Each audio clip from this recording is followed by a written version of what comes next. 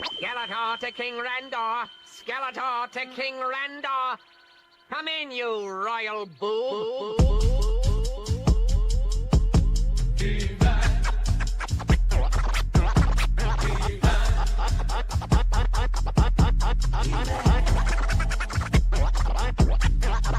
I am Adam, Prince of Eternia, defender of the secrets of Castle Grayskull. This is Cringer, my fearless friend.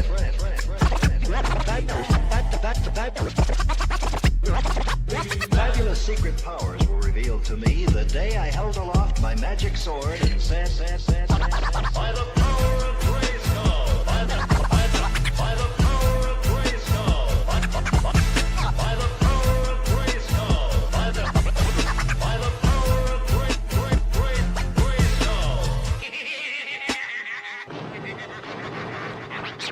I have you now, you muscle-bound oaf.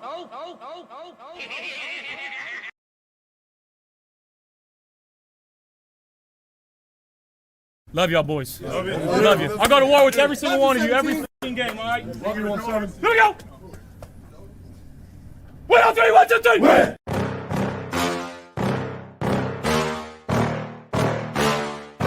Yeah. Please tell me that I can't, that I won't, that I fail, that I'll never make it out, yeah.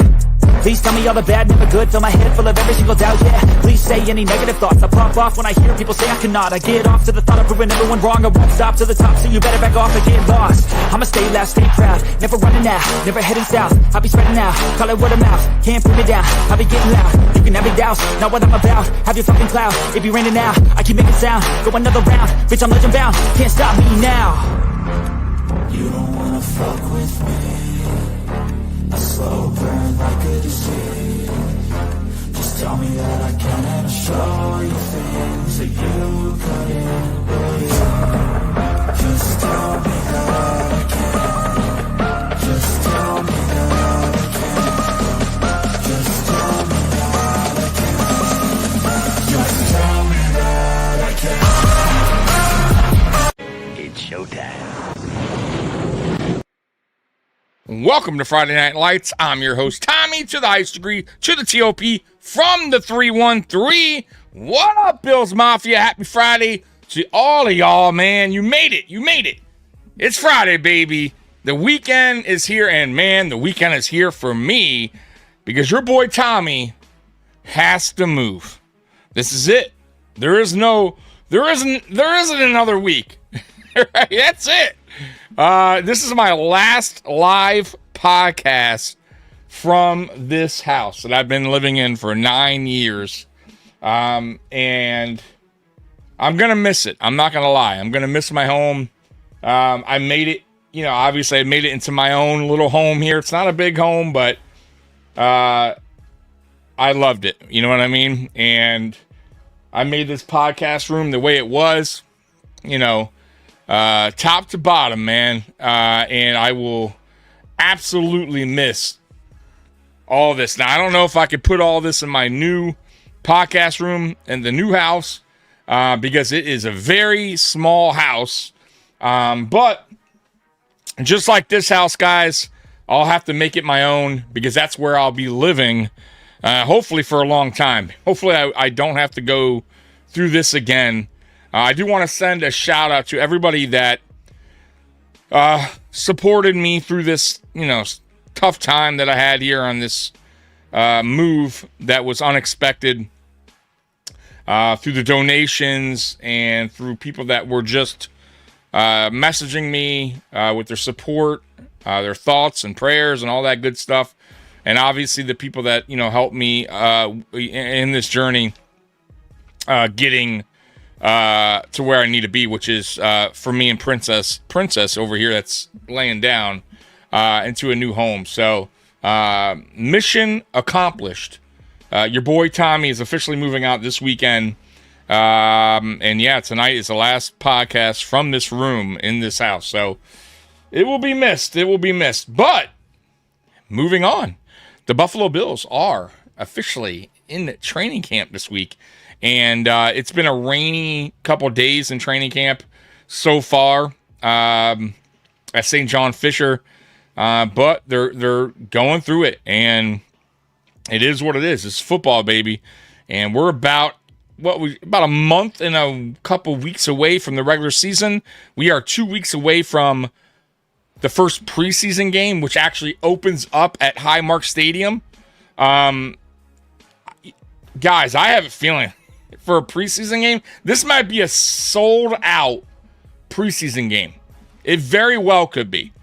I cannot wait to watch it. I will be here live with you guys, a watch party, because this is it. This is going to be our first time being able to see this stadium for what it is, right? At least on TV. And for those that are lucky enough to go to the game, man, awesome. Like, honestly, like, I'm a little bit jealous. I will eventually go to a game, probably next year, maybe, when the tickets go down some. But either way, I can't wait to just see it on TV. And then obviously Thursday Night Football, when we play the Lions, our first home opener is going to be electric. A night game. The Bisons are going to be, all lighted up, blowing that smoke. And by the way, we want all that smoke. Right? I'm so sick and tired of people talking about other fucking teams, like the fucking Rams and all these other fucking teams like the fucking Ravens and the fucking, who else? People talking about the Eagles, the Patriots. Man, are y'all sleeping on the fucking Buffalo Bills? Really? Do we have to go through this every offseason? Every offseason that the Buffalo Bills are somehow going to, be on the bottom of the AFC East and not make the playoffs? Like, I've heard that song and dance, right? I've seen it. Right? I've heard that song before, right? Look, man, it's not about being cocky. It's about knowing what we got. It's about knowing this football team. And somebody made a great point about the head coach, and I forgot where I heard this from, and maybe you guys heard it somewhere, but it might have been Sal Capaccio, possibly. And I don't really listen to him much, but I was bored at work, and I saw he had the YouTube, like a video up, and I think it was him, but he said somebody actually mentioned to him that, yeah, even though Joe Brady is a new head coach, he's not going into a situation where most new head coaches are going into with a team, meaning usually they're pretty bad teams. And these new head coaches have to kind of start from the floor up, right? From the ground up, right? Right? 95% of the time, 99% of the time, teams that are hiring new head coaches, there's a problem with the team, right? And it's going to take some time to build that team up. Joe Brady, yes, he may be under pressure. And I get that, and he is. But this is a damn good team. It's not like he walked into the Jets facility or the Dolphins facility or the Browns facility. He has the best quarterback in the NFL. Now, of course, I get it. There's going to be Chiefs fans in here. My boy Weston's probably going to be in here going, Patrick Mahomes. And I get that. But let's just say, to be fair, we have the top 3 quarterback in the NFL. And I think most people can agree, even Chiefs fans, even Baltimore fans, will agree and say, look, Josh Allen is kind of a one of one. He that dude pretty much does everything for his team. And over the last 2 years, not having a lot of options to go to, we still were top 3 in scoring both years. I believe top 5, top 3. That says a lot, and that also says a lot about the guy who wears that number 17 jersey. That he could do that much with, let's be real, not a lot of work with on the outside. And I'm talking about receiver over the last 2 years. But that has changed. And that's why I don't get why the naysayers or the negative people out there, Alex fucking Brasky, keep shitting on this team. like we took a step backwards. Anyways, let me get to the comments because I'm already way behind. So we'll start with one. Ronnie saying awesome. It is awesome. You're awesome. I think I'm awesome.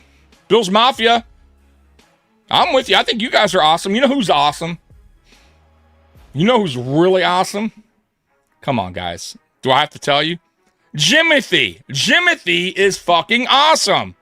By the way, I have made Jimothy a proud member of Bills Mafia. I know he lives in Seattle, but I don't really see anybody claiming him, and he's not really feeling the Seahawks. I know they won a Super Bowl, but he kind of wants to have fun with the Mafia. He wants to go through tables.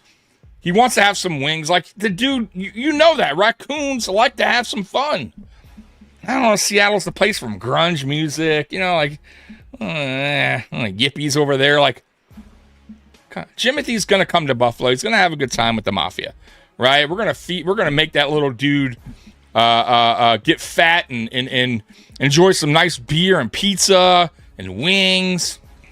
Dude, Jimothy's all for it, man. Going through tables. Come on, man. We got him. He's part of Mafia Sports Report. He's part of Bills Mafia. Embrace Jimothy. All right, let's get back to the chat. Scott Blakely, that intro. Let's fucking go. 20-0. Happy Friday time to the TOP and everybody else in the CHAT. Whoa, Sandra, I just made that rhyme, and that was damn impressive. So, hope you got some help moving, Tommy. I do. So my buddy is going to help me Sunday with my guys. If you don't know, I've said it a million times, but I have an 86-inch TV in the living room that I only watch during Buffalo Bills seasons. By the way, that TV's never turned on if there's no football on. Right? Like, I'm always in my podcast room, and I got a TV. Believe it or not, right here. All right, you think, oh, that's just the Bills Mafia banner flag. No, that's a 65-inch TV sitting behind the flag. That's brand new. I never use. So that's going with me, obviously, too, with the stand. And the 86-inch TV has a fireplace stand that cost me almost $1,000. So, yeah, and it's massive. So my friends helped me with those things, the TVs and the stands. And I got my neighbor helping me, too. Throwing a little bit of cash, you got to, moving fucking sucks, right? You got to do what's right, but they're going to help me with those kind of things, right? And then outside of that, your boy Tommy has to do everything else. And I got 2 days, really 3. I got 2-3 days to make sure I got everything out, or these motherfuckers are going to come over here and throw my shit out. So, let's get to the best of the chat. Can't wait. King Votes can't wait. New stadium definitely going to sell out preseason. Yeah, bro. It's gonna, which is wild, right? Patriots. Fuck them. Better watch out for those Jets. Right. Yeah. Watch out for the Jets. Good evening, Sonia and King. And Roy. And that's right. Roy, the retired guy over here. Mr. Lucky Man. Scott Blakely, Brady's going to be a great coach. I like that. Why not? He has a great surrounding cast that if put it this way, Scott, if Joe Brady does become a great coach, it's going to be because of the cast that he has built around him, right? The Carmichaels, the Jim Leonhards, and the rest of the crew there, including John Fox, who's going to help him a lot year one. Like, guys, I'm going to tell you right now, John Fox is going to be here 1 year, and he's going to be done. Like, it's a one and done. Like, he was one and done with Detroit. He's just there to help out, and then, for the young coaches, and he, drifts off, and maybe he finds another team with a young coach that he's willing to help out. So, but, that's a big help. It's a big addition. So, I'm all for it. So your boy Wonder Brady has to win. Go Pats. Oh, it's okay. That's right. Paul's a Pats fan. Paul's a good dude. Paul, I know you're a Pats fan, but Paul rocks with the Mafia Sports Report. Just like Weston, who's a Chiefs fan. Just like Triple G's a Chiefs fan. We got Baltimore fans in here too. We actually got a Giants fan that's on my Discord that follows us here too. So Look, I welcome everyone as long as you guys are cool with me and don't act a total fool. For me, I don't even care. Like, you know what it is, man, with some fan bases? Like, I don't even mind a little back and forth smack talk, but if you're going to do it, at least bring some type of knowledge about your team and about the team you're, smack talking about. You know what I mean? Like, a lot of these guys, they still think we have Thurman Thomas as running back. They're still caught up on, you guys went to 4 straight Super Bowls. Like, what are you guys going to do with J.P. Lossman at quarterback? We're going to get you. Oh, no. Oh, boy, yeah. Then I got to boot them out of here because clearly, they don't know football, right? And believe it or not, there's a lot of those people out there. Trust me, I know. I've talked to people that supposedly are football fans, and I know more about their team than they do. So those are the kind of, they're like, what do they call fair weather fans? Fair weather, whatever the fuck that term is.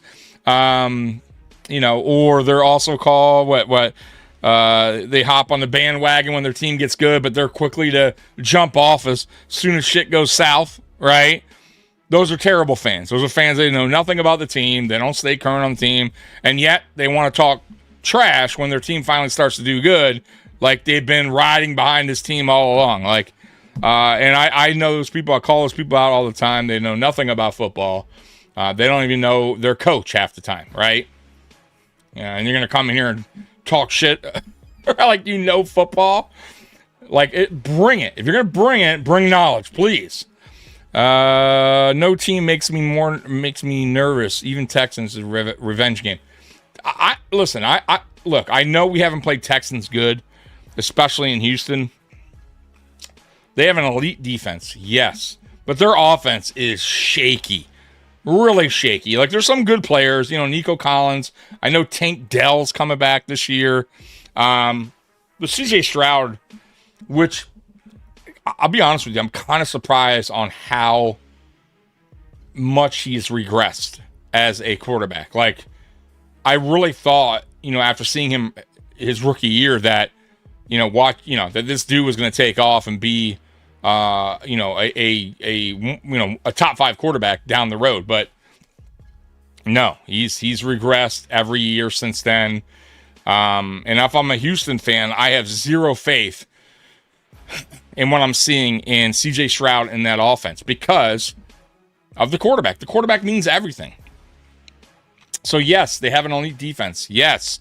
But look what happened against the Patriots, right? They couldn't get a damn thing going offensively. And that game was close for a while. But eventually your defense will crack. Eventually, right, your defense will give up some type of points.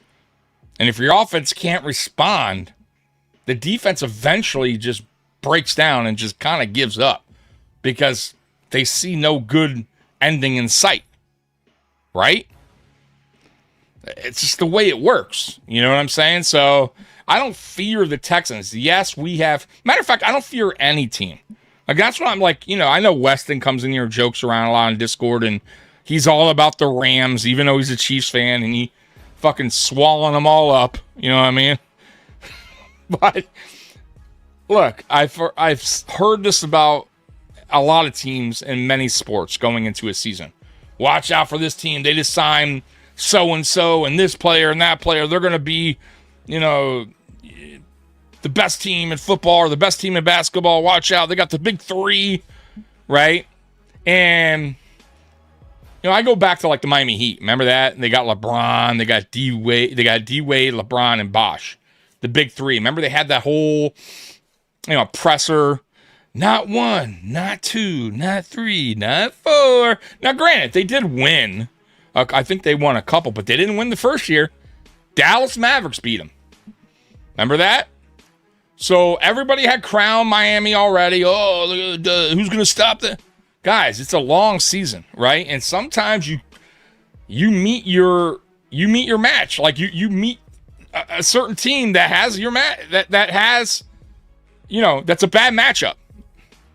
right? Or a team that just caught fire heading into the playoffs. And it's the wrong team to be going against. You know, look at New England, right? They went against the Giants, who that year, mind you, and I'm talking about the Patriots that were 17-0 in the regular season, undefeated in the playoffs, heading into the Super Bowl, against a Giants team that barely squeaked in to the playoffs. I mean, barely, but they got hot at the right time.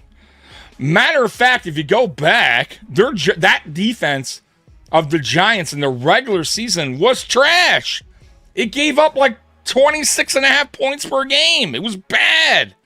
But in the playoffs, that Giants defense stepped up. They were damn good.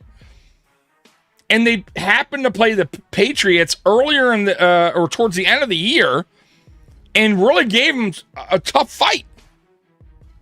Right? So, you know, what do they say? Styles make fights, right? You know what I mean? Like, and it just was a bad matchup for the Patriots. Even though the Patriots, yes, on paper, right? You look at that team, man, they were stacked, right? I mean, even in the regular season, they handled business, but they met their match. They met a team that was hot. And they lost. Matter of fact, they lost twice to that team. So I don't want to hear it. Like, I'm not, listen, the NFL sets a week, 18-week season for a reason. They know this. They don't just start the playoffs immediately. They know that's part of the game. Can you make it 18 weeks without, certain injuries? And can things go well? Like, can you gel, right? Can this guy who you thought was going to work out, will he be a distraction? You never know. You never know. It's a long season. But I'll tell you one thing about this team. And you guys should know this. If you're Buffalo Bills fans, if you're really diehard like me, right? You should know the Buffalo Bills since, I would say, since 2020, has gone toe-to-toe with the best and beaten some of the best in that stretch. And I'm talking about all the way up to now. Right? Yes, we've lost games, of course. But we've also gone against the best and given them an absolute dogfight. Philly, the Eagles, I'm talking Super Bowl champions. Matter of fact, we beat the Rams the following year. Right? We almost beat the Rams a couple years ago in their house. It was a dogfight. Then we go to Detroit, and all these Lions fans in here talking trash. Right? And once again, they don't really know football, because if you know, then you should know the Buffalo Bills ain't laying down to anyone. And sure enough, we wound up beating the Lions in Detroit. So point being, like, we could compete against anybody. I don't give a fuck what they look like on paper. I could care less. I know what this team is about. I know what we have at quarterback. I know that we can go toe-to-toe with anyone because we've proven that. And that's why I'm so disappointed in a lot of fans, Bills Mafia, that shit on this team constantly. Right? I get it. I'm with you guys in a sense. Like, yes, we all want one thing, a Super Bowl. I totally get that. I've been a fan since 89. You're like preaching to the wrong motherfucker. However, with that being said, we have a good fucking team. Right? And it's all about getting hot at the right time. And I've said this numerous times about McDermott. I respect what he did here. He got us out of the gutter. Right? Got us finally back in the playoffs. Thank you. A handshake. Appreciate that. But you had 9 seasons to get us to a Super Bowl and give us an opportunity to finally get a Lombardi Trophy. And you failed to do so. And I do not blame the roster because of that. We had a good enough roster to make it to at least one Super Bowl under McDermott. You cannot tell me they didn't. So that, yes, I am not happy with McDermott on that. I'm pissed, actually, because I do feel like he is the reason why this team did not get an opportunity to get a Lombardi Trophy. But now that ship has sailed, and we got a new head coach, Joe Brady, a brand new coaching staff, young coaching staff, innovative coaching staff, that's taking a team that's already good and it's going to make them even better. How are you not backing that? How are you not behind that? I'm not saying you can't be critical. I'm not saying that you can't, call things out like, hey, I still think they need to, get better at linebacker, or they need to, address this. Maybe they need another. I get that. There's no problem with that. But you can't, if it's 1,000% of everything you say negative. I don't like this. Why are you watching? Makes no sense to me. And I don't believe it. There's no, and if you are feeling that way, then you got problems. And that means, for me, that's how you are in person. Meaning about every little fucking thing. I can't be around people like that. All right, I better catch up with the chat. I'm way fucking behind. You see what happens when I don't have Mikey here? Guys, don't blame me.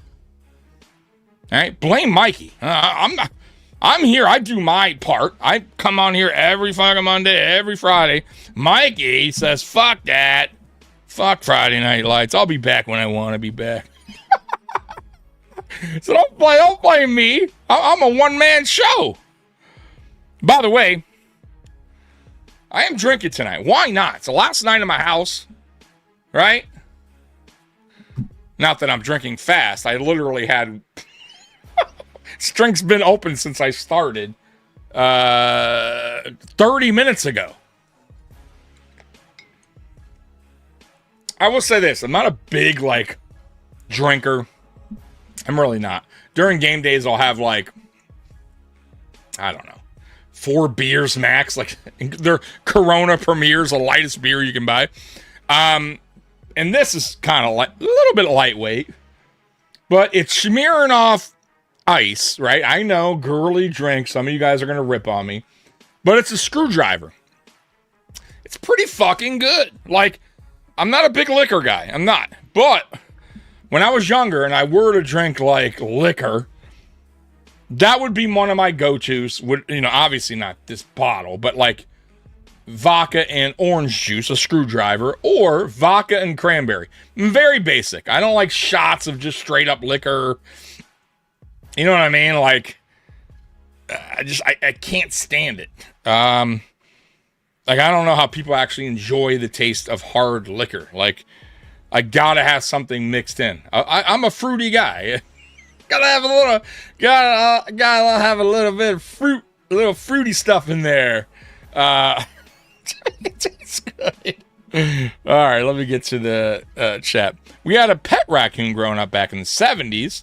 Rascal, pet skunk, named Tickles. Oh, cool, man. Hey, look. Skunks are really cool as well. I do know some, or I don't know people, but I've seen it on YouTube where people have pet skunks and raccoons.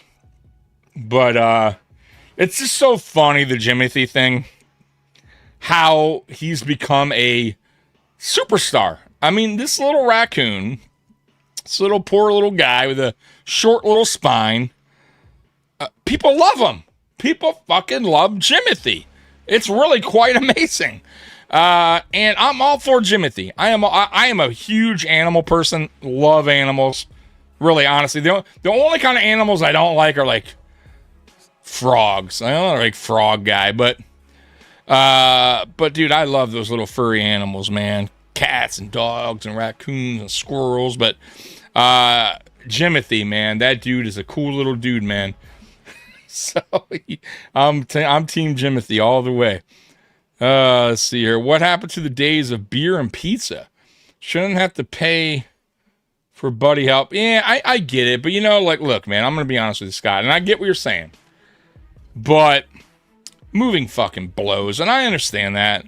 But, no one likes to fucking move heavy fucking furniture and shit. And I'm with you, but I got to show some appreciation. You know what I mean? Like, and I understand what you're saying, but it's a, you know, you're fucking wear and tear on your fucking body, picking up fucking heavy shit. Like, you got to show a little bit of love back too. You know what I mean? He said, by the way, my friend did say no, don't worry about it. Still going to give him the money. I got an 86 and a 65. So this one here, it's like brand new. Once again, it's another TV.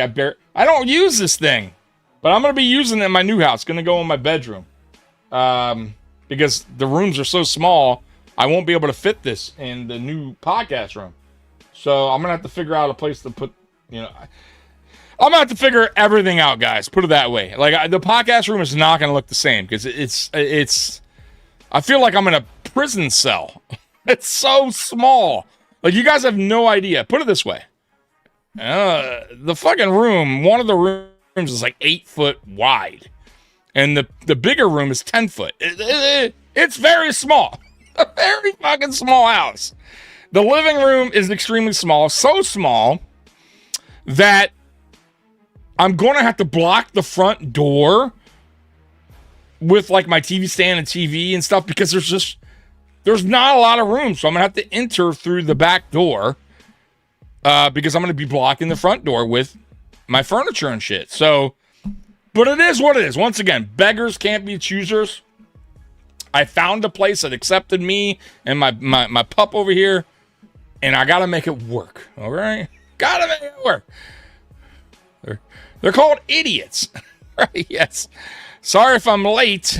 I was streaming on my other channel. How dare you, Twins football? Late to the podcast, huh? Paul, CJ Stroud game went south. I thought they would cook the Pats, but he stung. Oh, no, he cost them the game. Yeah, like what, 5 turnovers, something crazy like that, 4 or 5. He was terrible. What's up, Tommy? Filthy dollar bills. What's up, Tommy? What are your thoughts with Mooney trying out with the Bills? I didn't even hear about that, to be honest with you. Did not hear about that. I've been running around all day preparing for this move. So Mooney, let me see here. I didn't even see that. I mean, I tried to quickly look up some stuff before we were going to talk, or before I went live actually, but I don't see anything on that anywhere. Let me see here. Hold on, guys. It's gonna be a long show. Last show of the, like I said, last show at this house. Why not make it a long live podcast? If you guys are willing to stick around, why not? Let's see here. Mooney. Daryl Mooney.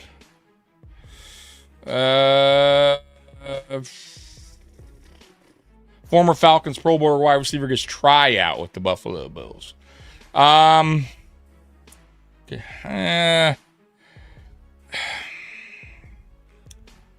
don't know. I mean,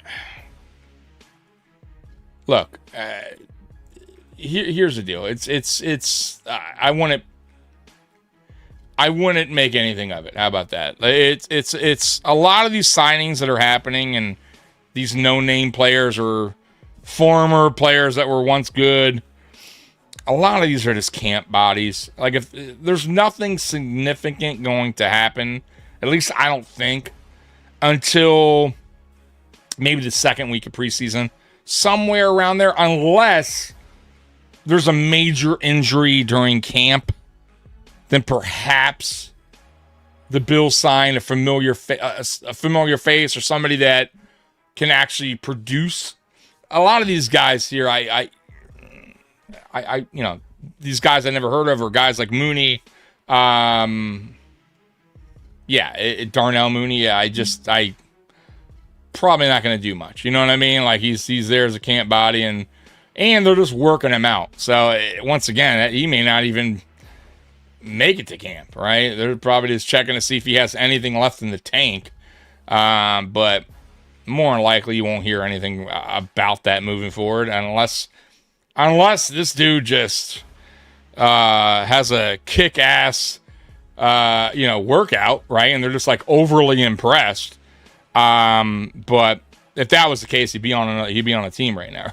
All right, so David Tyree caught the ball against his helmet. I think that was a 4th down play. I believe it was. That was also a play.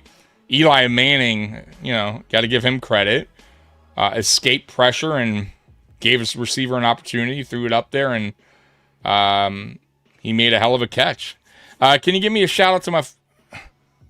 Let's see, Mike in Alberta 1330. Can you give a shout out to my father George, Bills fan since the 60s, visiting me in Alberta, Canada from Niagara Falls, Ontario.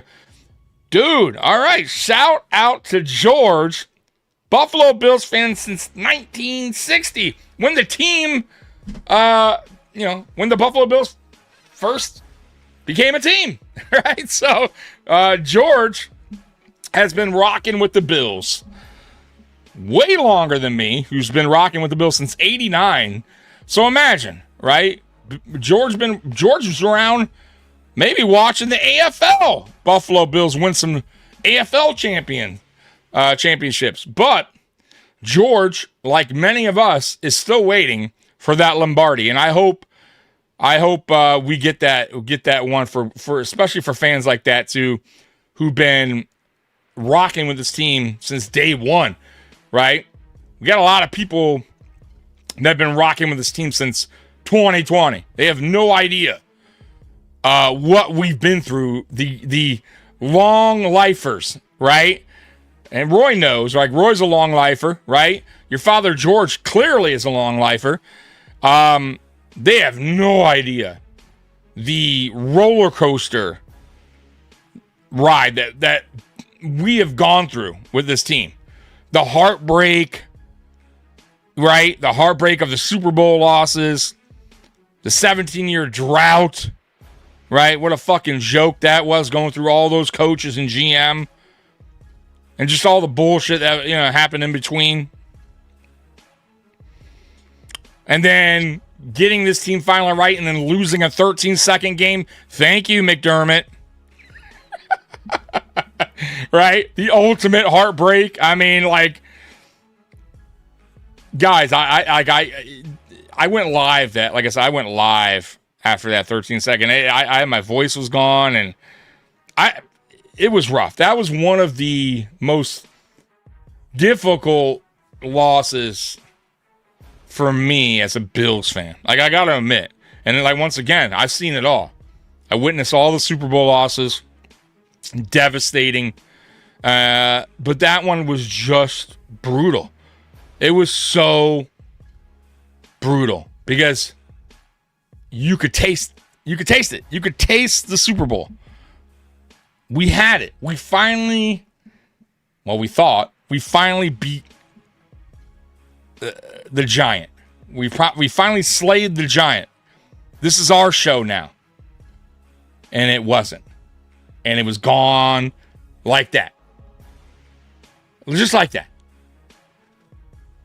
And it was I'll never forget it. I'll never forget it. I'll never forgive McDermott for that ever. Never. And yeah, I to this day, I'll say he took that away from us.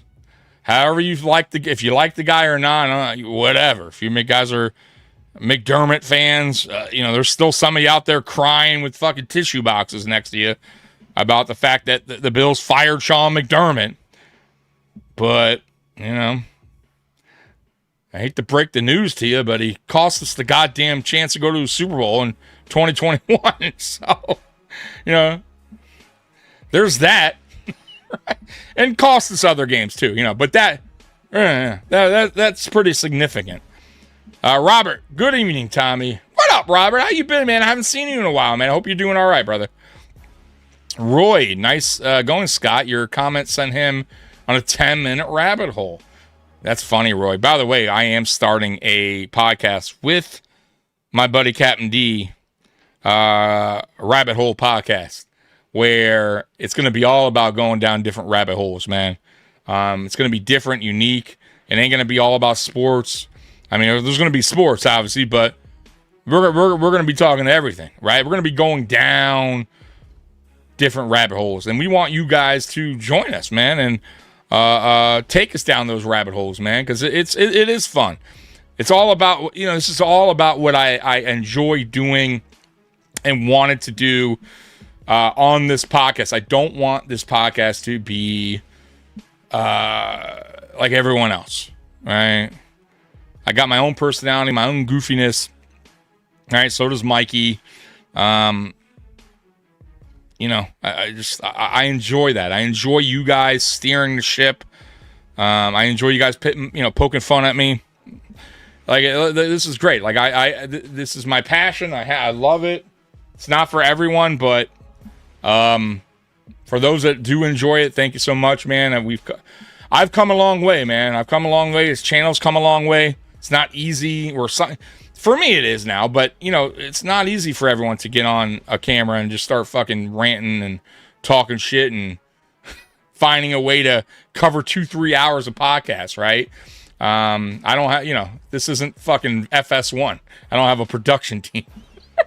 It's a little different, right? But I love it, man. I love it. I love it because of you guys too, man. Like, once again, if this channel never took off, I would have been done 3 months into my podcast. I would have called it quits. Well, maybe not 3 months, probably a year. I would have done it for a year, realized I fucking was terrible at it, realized people hated me, and I would have called it a day. I would have erased all my videos and just went and sat in the corner and cried for an hour and call myself a failure, and then get back to what I was doing before I started a podcast. But luckily, that didn't happen. I told you guys this before. When I first thought about doing a podcast, right, was actually in 2019. Okay, and I know I'm going down another rabbit hole, but it is what it is. So in 2019, I thought about doing it, right? And I was so nervous in doing a podcast, like talking in front of the camera, and I knew nothing about it. I knew nothing about lighting or what camera to use or a microphone or do I use my cell phone? Like, I don't even think I had a computer at the time when I was thinking about doing this, right? And funny story too, in actually 2018, I was never a big YouTube guy. Like, for some reason, I never really got. Now I love YouTube, but can't get enough of it. Right? But back then, and YouTube was around forever, and I used YouTube to watch music videos. That's how little I really navigated YouTube. And in 2018, I was in my basement. It was like my man cave. I had a girlfriend at the time, and my man cave was my spot to listen to music and watch Buffalo Bills stuff or whatever. And I happened to type in Buffalo Bills. I was searching Buffalo Bills on YouTube, and I saw a podcast, and it happened to be Hashtag, who I wound up actually. Me and Mikey met. That's how we met, and we did a show for them for a year. But anyways, I'm like, what is this? Those people talking about Buffalo Bills? Like, I was just like fascinated by it. I'm like, what people do this? And I watched them for a year, and I'm like, man, I should really. That looks fun. But I'm like, damn, I don't know if I could do it alone. Like, I probably need help, and maybe I'm a better sidekick. I could just like say some funny things here and there, and let the main guy talk, and then I came up with an idea. It was terrible. Where I'm like, man, maybe I should become a character and like a mafia guy. so bad. And I should get and I already have them, a fedora. And some mafia sunglasses, and have like an accent. And I wish I saved the video because I did a test video.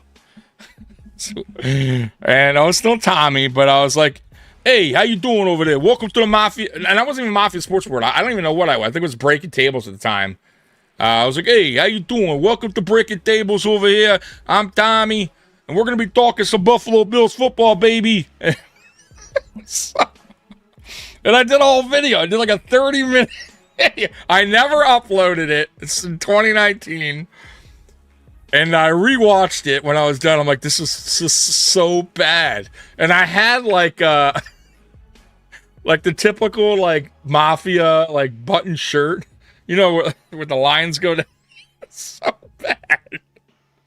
And thank God I didn't go through with it. Though I wish I saved the video. I really wish I saved the video. It would be good to go back and watch. But yeah, that was me in 2019 gearing up to do a podcast. I didn't get around to it. And in 2020, I'm like, fuck it. I did my first video, and it was against the Denver Broncos. And it was so bad. It was so bad. I did it in my living room, and I think I had bought a computer because I'm like, oh, I need a computer. And I was using the computer's built-in webcam, which was terrible. I had my window open, so I had this glare of light shining through the side of my face, and I had like written down what I was going to talk about on a paper, and it was so bad. It was so bad. You could tell I was reading from a paper. I was like, the Buffalo Bills are going to beat the Denver Broncos. Why? Because we have Josh. And it was so bad. So. And you know, eventually I got more comfortable on camera. I figured, hey, you got to get a better camera.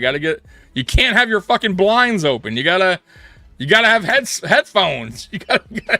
And your camera needs to be, you know, sideways because you're vertical, right? So like, there was so much I learned, but it's been a great journey. I've come a long way.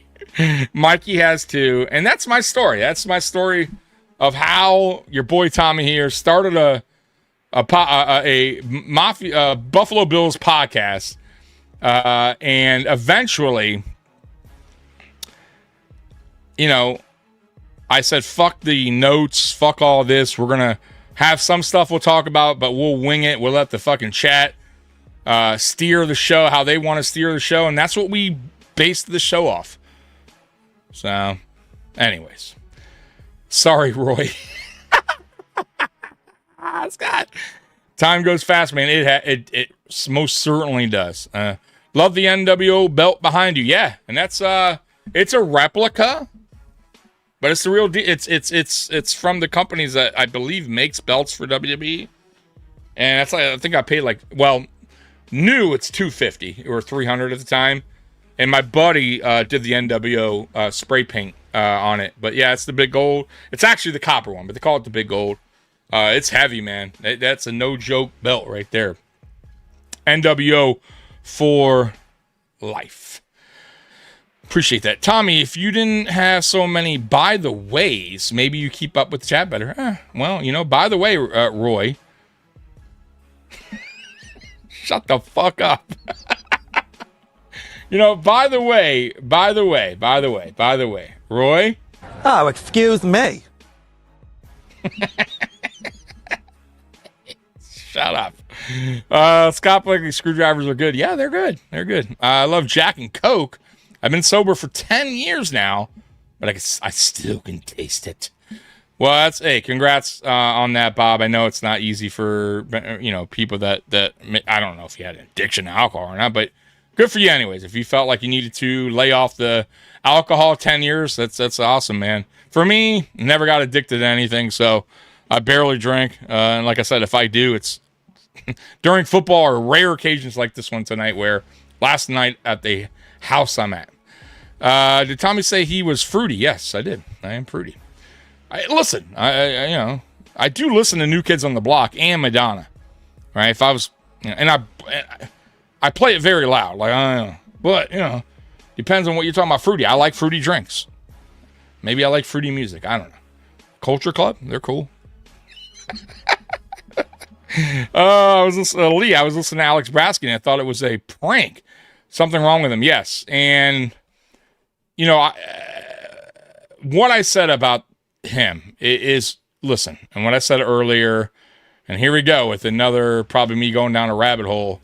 But, look, here's the deal with, and I tell people this, right?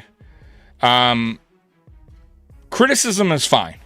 But when it's driven by a personal grudge, instead of the facts, I can't respect it, right? And there's a difference, right? There's a difference between honest criticism and criticism driven by a personal agenda. I respect journalists who call it like they see it, whether it's good or bad, but when it's fueled by personal issue with the team, it loses credibility. All right, and I posted that, I tweeted that, and that's why I was reading it like that. It's true, right? If you guys know the situation with this dude, they took his credentials away, and now basically everything the team does, he shits on. Every single fucking thing. Every single comment a player makes, he shits on him. Matter of fact, show you one here, and I'll show you how petty this guy is. I do not know how anyone can respect this dude as a journalist. Clearly, it's self-motivated, right? Clearly. So Alec Anderson, right? You know Alec Anderson. Good dude, man. Competing for the left guard spot. Obviously we signed him in the offseason. Even if he doesn't win that left guard spot, he's a great depth guy, right? He can play any position pretty much on the line. Player goes down, offensive tackle goes down, he can fill in. Center goes down, he can fill in. Perfect guy to have on the team, right? Young, hungry, right? So Alec Anderson came out, talk about Joe Brady, and he said Joe Brady, he's the fun uncle. So what Alec is calling him the fun uncle. So Alec Brasky wrote, Bills, Alec Anderson calling Joe Brady the fun uncle? It won't end well for Buffalo.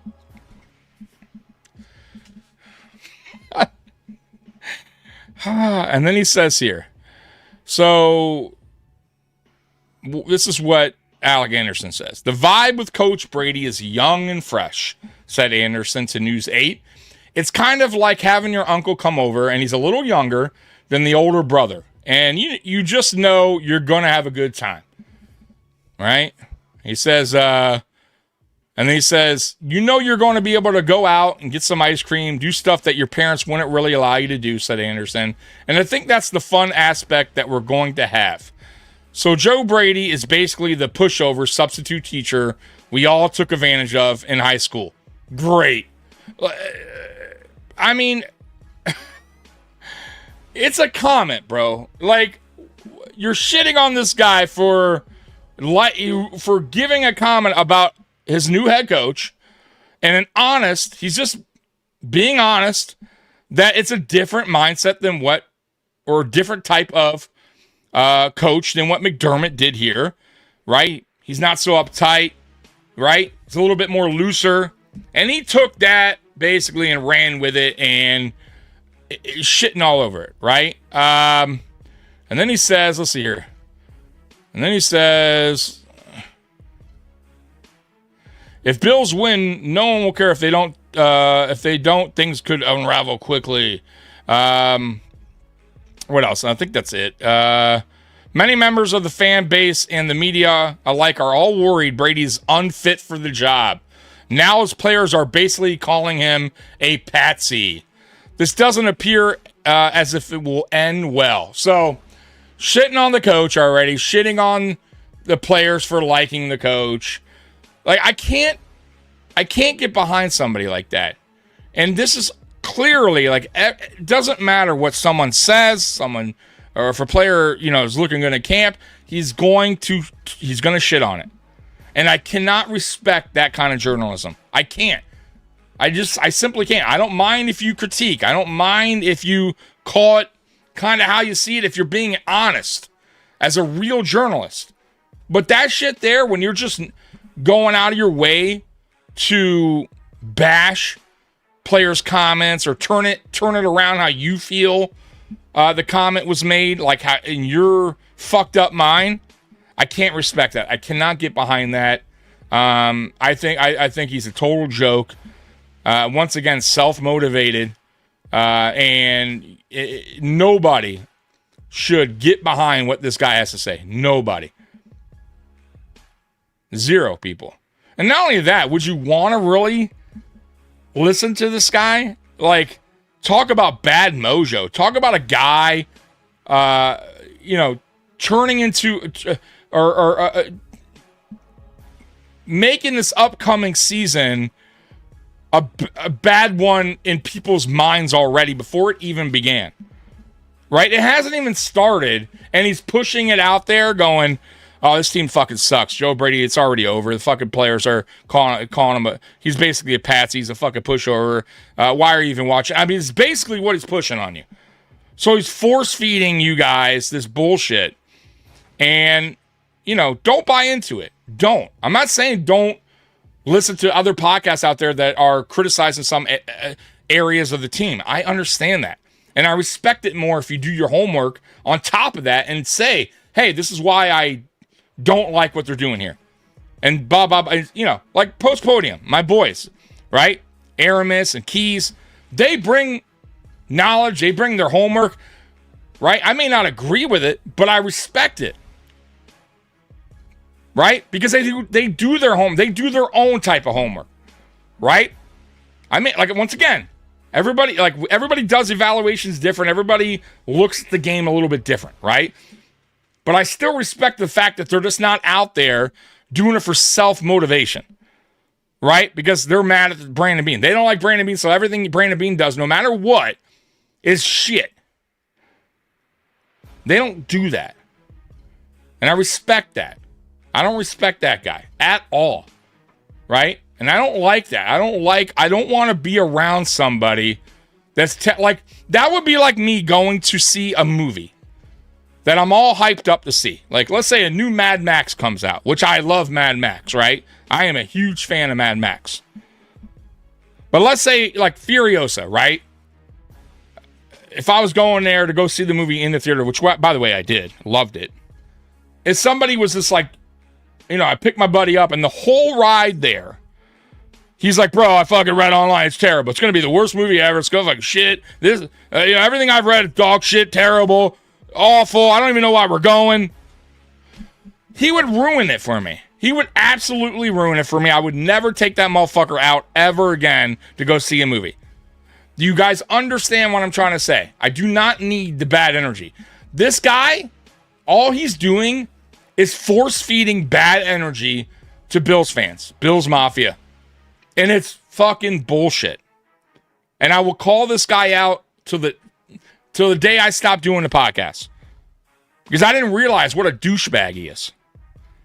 Matter of fact, he went live like 2 weeks ago, and I never really looked up this guy. I never really dug into his past or what he's tweeted. And I wished him well live. But then he started shitting all over Beane, which is fine. Hey, okay. Once again, I still didn't really know what this guy's issue was. And he ignored me from that point forward. Any comment I said, oh, okay, whatever. I still wished him well. I left his podcast. But then I started looking through his stuff. And I'm like, bro, this guy's the ultimate bad guy. He's like the enemy within. And once again, it's all about him. Right? And I cannot get behind that. I can't respect that. And he calls himself a journalist, which is even worse. Even worse. So guys, I'm telling you, don't buy into what he's feeding. Don't buy into it. It's bullshit. Do your own homework. Do your own research. Even with me. If you don't agree with me, that's fine. But fuck that dude. Fuck that guy, bro. Brasky needs to go root for another team. He needs to get the fuck out of Buffalo. I don't care. He's a fucking crybaby. Bad energy. Everything about that dude is terrible. Everything. I mean, bad personality. You know what I mean? I see why the guy has multiple DUIs. You heard it here. Multiple DUIs, right? People calling him out left and right. He talks down to people that disagree with his bullshit takes. I can't stand that. So yeah, fuck that guy. I'm sorry that I went on another rant about that fucking loser, but somebody has to say it. You know what I mean? Somebody has to call him out. Yeah, I heard, but look, Mooney. I mean, if he was doing anything, he wouldn't be going in for a tryout. Like I'm not. It's a camp body if he even makes the team. If they bring him back, or, if they sign him for the training camp or whatever like that. But there's going to be a lot of cuts towards the end. A lot of guys are signing now aren't going to even make the team. That there's a couple guys we signed. You're going to see that. If you know, you know. There's releases and cuts. There's, releases and signings all the time during training camp. Happens all the time. Every team does it. Darnell Mooney played for the Giants, people. Played for the Falcons as well, I believe. What up, Tommy? What up, J-Ham? If we just went by Brady's interviews, we could be in big trouble. Right. And I'm sure he will get better as he gets more comfortable. He's fine, bro. Look, I don't give a fuck about how he interviews, right? I care about how he coaches, right? And I care about if this team rallies behind him. Most importantly, right? Players need to rally behind the coach. They need to believe what he's preaching. If they don't believe what he's preaching, it's going to be a bad season. I mean, that's just it's simple as that. And I think they believe what he's preaching already. I think they believe what Jim Leonhard is preaching already. They're all behind it. You can see it, you can hear it on these interviews from training camp all week long. Players are excited, they're ready to get the season going. You know what I mean? Like, and it's awesome to see. Like, even Josh Allen again was talking about change and all and he's not throwing McDermott under the bus, but he understands that you can't do a rinse and repeat every single year. And if you're getting the same results, rinse and repeat is simply not going to work. It's not going to work. And you got to have a new voice in the room eventually. You got to have a new vision, right? You just have to, because eventually players aren't going to get behind you anymore. They may have respected McDermott because he was here so long, but actually believing in what he's preaching, probably not anymore. You know what I mean? Let's be real. You know what I mean? And that's okay. And once again, I cannot wait for the season to begin so I can just be done with the McDermott talk. And until then, unfortunately, I'll still bring him up from time to time until the season starts and I see Joe Brady on the sideline doing his thing. You know what I mean? And then look, and there's going to be times I criticize Joe Brady. Of course, right? No coach is perfect. And especially a first-time head coach, and especially being the youngest head coach in the NFL. So be prepared for some mistakes, right? And I'm going to call him out on it, and that's okay, right? For me, it's all about live and learn. Live and learn, right? Understand what you did wrong, correct it, and that's it. It's a long season, 18 weeks, right? But I love that the players are already loving, or getting behind their coaches already, believing in them. That's very important, right? If we just went by Brady's interview, I already read that, right. Yeah, once again, I could care less about that stuff. Buffalo World Order for Life. What up, sir? How you doing, brother? Appreciate you hopping in the podcast and to the chat. Roy's a life longer. Believe in Bean Island, baby. Yeah, as y'all know, I started believe in Bean Island. I am the founder, president, CEO, whatever you want to call me. And look, I get it. Some people still aren't ready to come over to the island just yet, and that's okay. I get it. You know what I mean? I'm not trying to force y'all. But I will say this, man. Once that island's full, unfortunately, it's full, man. You can't come back to the island, man. You can't enter the island. So we're having a good time over here, man. Big things are coming up, man. I'm telling y'all right now, man. This team is going. Look, man. For me, I only said it one time in 2021, going into 2021 season, that I felt like this team is an actual Super Bowl team. Like, I could see this team going to Super Bowl. I truly believe that. I do. And I know maybe some of you are like, oh, you're a homer, whatever you want to call me. But I look at this team. I look at the coaching staff. I understand what we got at quarterback. I understand what we got at running back. I understand what we got now at receiver and DJ Moore. Even though some of you guys are on the fence with him, I'm not. I'm totally sold on DJ Moore and what he's done through his career. He's going to be a game changer for Buffalo. Our offense was never like a real big issue, even without a true number one over the last 2 years. But there was an issue, right? At the same time. And that issue came into key moments and key games where we needed the true number one. We needed a guy that Josh was comfortable going to, right? We didn't have that over the last 2 years. That was the downfall over the last 2 years, really, with the offense. Outside of that, though, it was productive enough. It was productive enough to be in the top 3, top 5 in scoring. But we didn't have that guy when we really needed a play to be made. We didn't have that. And that's what was kind of the downfall over the last 2 years with the offense. You added that now. You've added that now. So, right? So the offense is fine. The offense is actually better. Way better. And I think Skyler Bell's another guy that's going to emerge as a really good receiver. Maybe not a number one. I don't think I'll ever get there, but who knows? But I think he was a steal at where we got him in the draft. Watch his film. And Khalil Shakir is a dog. One of the best receivers in football, yards after catch.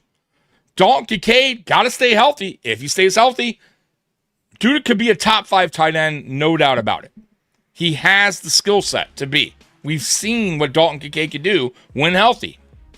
Great route runner, good hands, good speed.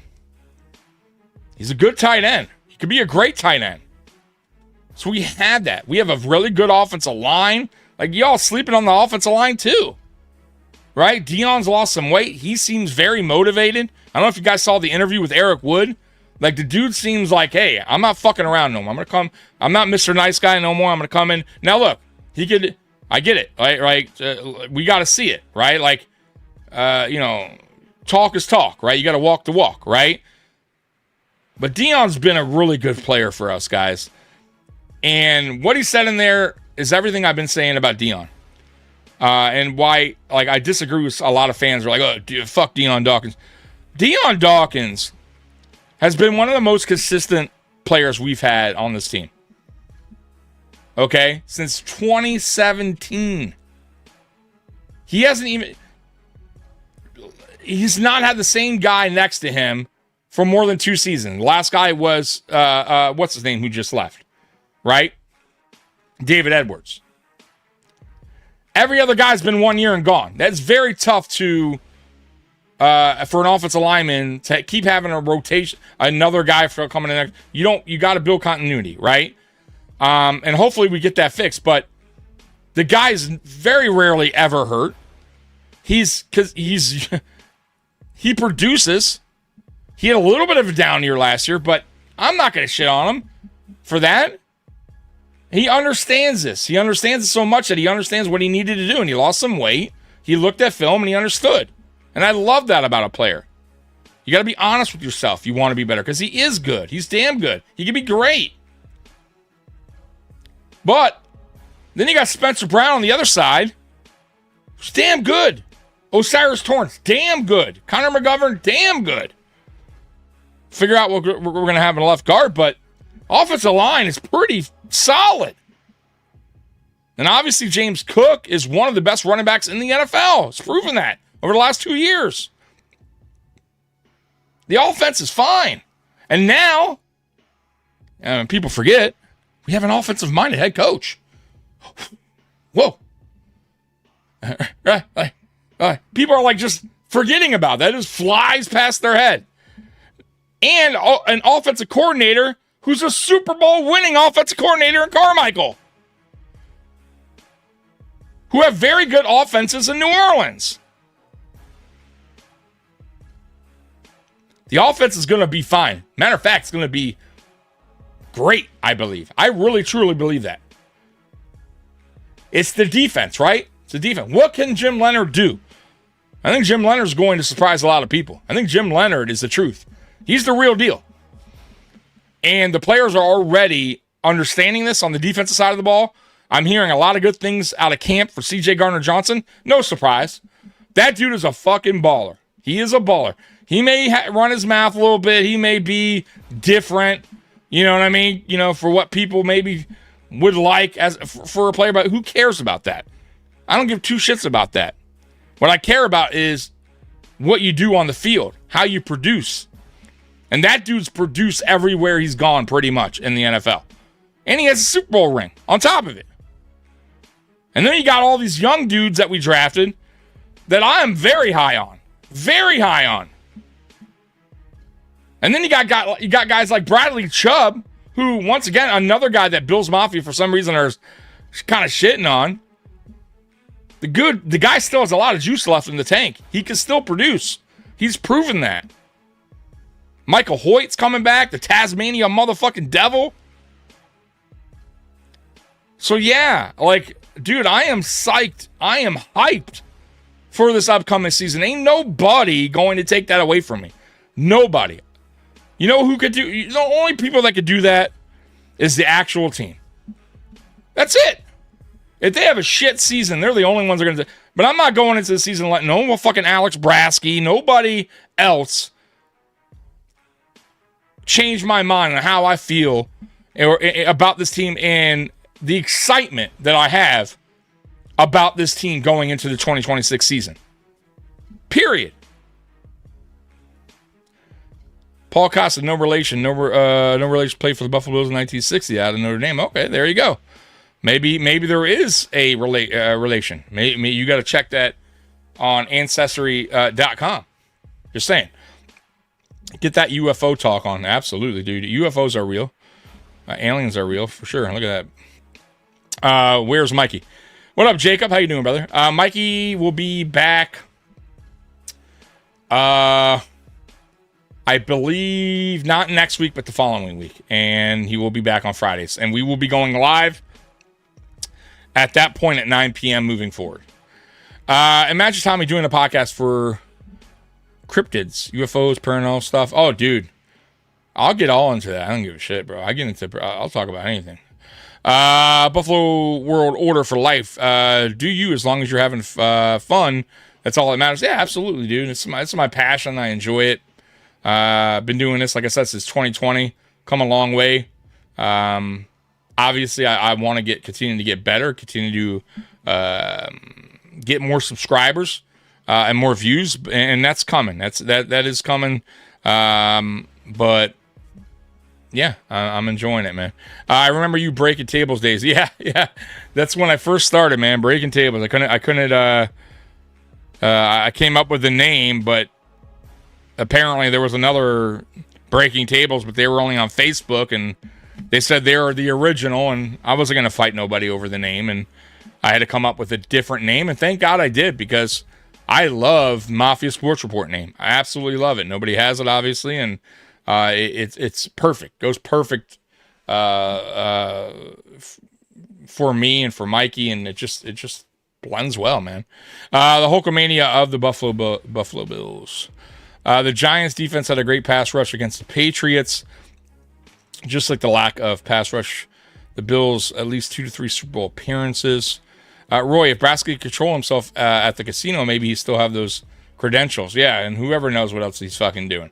If he could control himself by not getting on the bottle and getting behind a wheel, how about that? Right? I don't give a shit about what he does at the casino.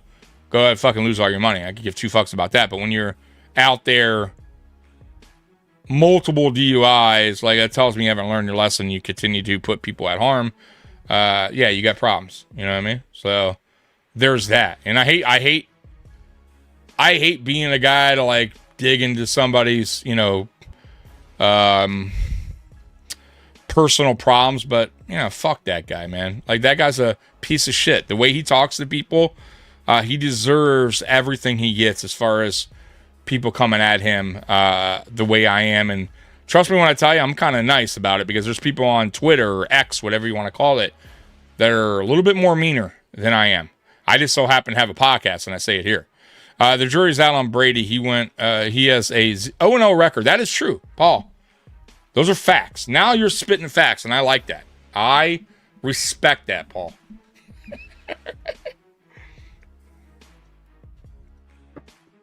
All right. Bean got us to the playoffs every year.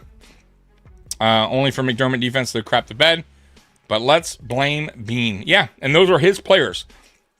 And I know, of course, we're going to go back to, well, Bean is the one that, got the ingredients, and poor McDermott had to work with what he was given. That's not how it works. That's not how it works. I could continue to tell people this, and I will debate this with anybody. That is not how it works, folks, in the NFL, period. GMs get with coaches. They understand. They talk about what their scheme is, what their vision is from the jump, from the very beginning, right, of their relationship, meaning coach and GM. Then you got your scouts who understand what McDermott's defense is, what's the scheme's about, what kind of players that McDermott wants in the locker room that fits his culture, right? That was always a big thing, the culture. They go out, right? These scouts, they scout players all year, all season long in college, right? They bring back video, they bring back film, they bring back notes. And then at the end of every all season, they go through these all together with the coach and the GM and the scouts. McDermott was heavily involved with the defense, especially the defense when it came to drafting. Just like every other coach around the NFL, if they're offensive-minded, they're very involved with the offensive draft picks. There's no GM out there just saying, fuck the coach. And if there is, there's a problem. The team's usually a dumpster fire. There's a tear. You can't do that. Even if there's a disagreement, they have to work together. So Brandon Beane and scouts were getting what McDermott wanted. And even then, when they bring you all of these ingredients, which one do you like? Who? Then they go through the whole process of interviewing these players and going through all that. McDermott was very heavily involved. And once again, go around the NFL. If you're an offensive-minded head coach, you're very involved with that, right?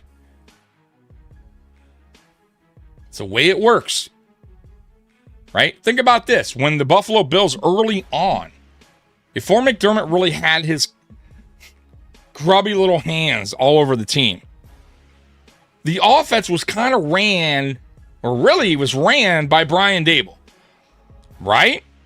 Brian Daboll had his way because he was a seasoned coach. He wasn't going to let McDermott tell him, no, we're doing this. We're going to fucking run the clock. We're going to have these long drives. We're going to be run first heavy team. We're going to be two tight ends. So, this is the way. McDermott didn't know offense at the time. And he still don't know offense, but he was more concentrating on the defense, right? Brian Daboll and Breen worked the offense early on. Think about it. Go back in time, folks. 2019, what do they bring for Josh Allen? Right away. John Brown, Cole Beasley. 2020, what do they do? Trade for Stephon Diggs. 2021, what do? They bring in Emmanuel Sanders and draft Gabe Davis. They're adding offense. Our offense was electric those years. Brian Daboll leaves. It is a wrap for the offense. Sean McDermott hires within. He's controlling. He doesn't want the one anymore. Doesn't feel that it's needed. That's the story of the offense. That's what happened to the offense. And the only reason that it stayed relevant is because we have an unbelievable quarterback. That is the truth. We still had some good players. I'm not going to lie. Kincaid is a good player when healthy. Shakir is a damn good player, yards after catch. But we were still missing that piece, and it wasn't it wasn't that important for McDermott.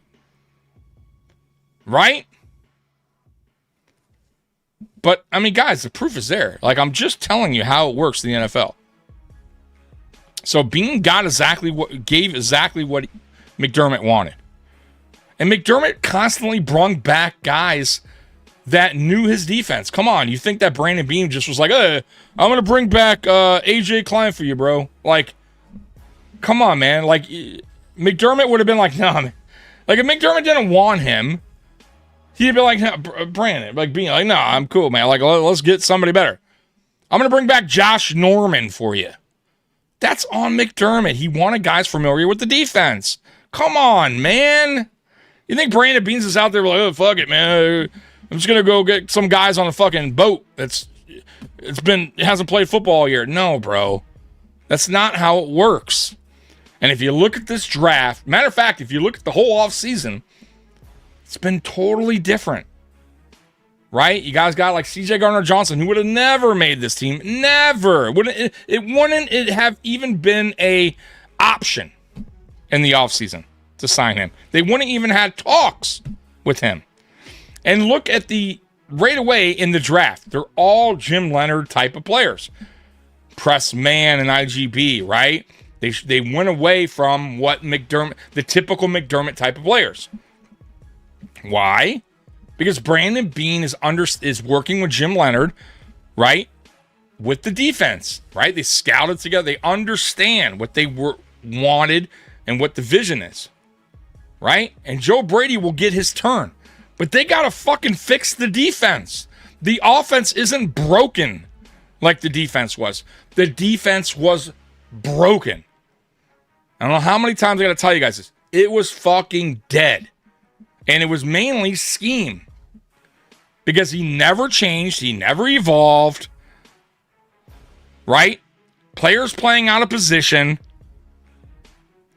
The same typical defense every year, every playoff run. He never adapted. And all of that is done. They're concentrating back on the defense and fixing what McDermott kind of fucked up. And I'm all for it. I'm excited for it.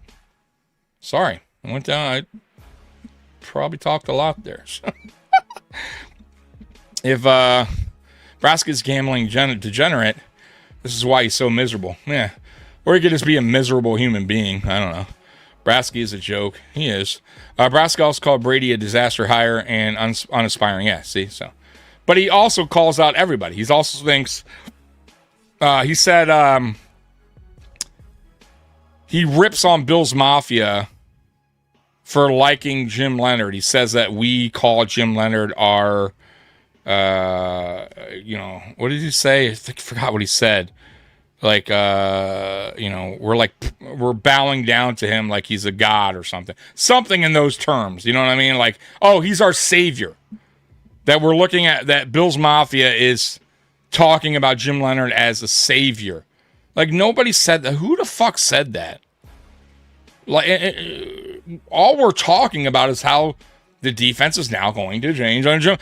And we're excited for it. We can't be excited for the change on defense. Like, you wanted to continue that same old defense, fucking Alex. It wasn't working, bro. Like, what are you doing? You're ripping on fans now for being excited about a defensive change that needed to be done? Like, what the fuck's going on here? Tommy, come on with the rants. We'll be on here till 2 a.m. Hey, Sandra, it's my last night. It's my last night in this house. My last night in this podcast room. So we're gonna do what we got to do. We're gonna have fun tonight. Fuck it. I'm gonna rant. I'm gonna go to rabbit holes until there's 0 people in this motherfucker. Yeah, it is. It is. Darnell signed a 1-year, $10 million deal with the Giants. I don't think he was here for a tryout. I don't know. I don't pay attention to Darnell Mooney. I got to be honest with you, Ray. I didn't even know he was available so much.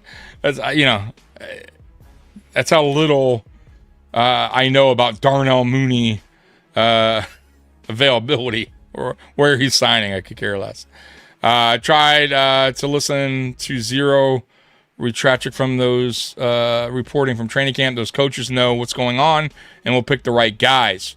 Training camp darlings are totally media driven. Yeah. And that's the thing too. You got to be careful here with training camp guys. Like you're going to hear, what I've learned through the years is there's always going to be the standout guy, the guy that's making all the splash plays. There's always going to be the guys, it's dropping all the ball. Like, don't get too caught up, especially early training camp, meaning when they're in shorts, the pads aren't even on, things aren't getting too serious yet. I would say like towards the, once they get their pads on, then maybe start taking, some notes down and, or taking what is said a little bit more serious, I guess, but I still wouldn't totally be sold on everything you're hearing. You know what I mean? So there's that. I will say this, though. There's been no reporting on Tyler Bass as of yet, meaning nobody has seen him kick, nothing. And I think he talked to the media, I believe yesterday, if I'm not mistaken, but nobody has seen him kick. So now I also heard it's possible because of the rain that he's not even kicking. Like they don't want to risk it, that he's, that he would get hurt. So I would say it's a concern with Tyler Bass. Like I am a little bit, because we don't even have a backup kicker, not that I'm aware of. So,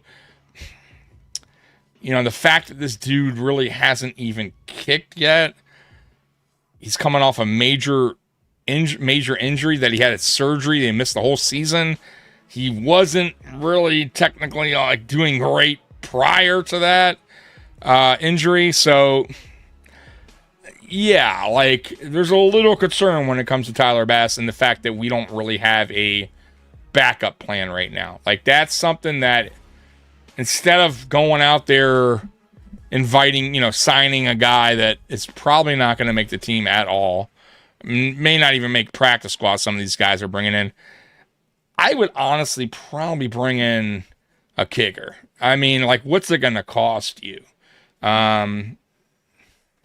Because if something happens with Bass or Bass just doesn't have it, you don't want to be scrambling late to find yourself a kicker. I mean, we know what that's about. We went down that road last year. Remember that? We got lucky. We got Prater. But remember, Prater got hurt, and then we were getting terrible kickers coming in. Remember that? They were god-awful. And luckily, Prater came back, but I don't even know what Prater's doing. I don't know if that dude's just waiting around for a team to call. He's in his 40s. I just feel like they're putting all their eggs in one basket when it comes to Tyler Bass, and that might be a mistake. Unless they are secretly seeing this dude kick in somewhere else, they have him kicking in the New Bill Stadium, and he's nailing all the kicks. Okay, I mean, but I haven't heard jack shit about Tyler Bass. The Bills need to change. It will be interesting to see if the new coaching staff takes them to the next level. Look, I don't think they'll go backwards. How about that? I talk to people about, this fear of change that everybody has. It's crazy. No, man, you should not be afraid of change. I get it. Yeah, this could wind up being bad, but this also could wind up being great. But you don't know unless you try. You don't know unless you do it.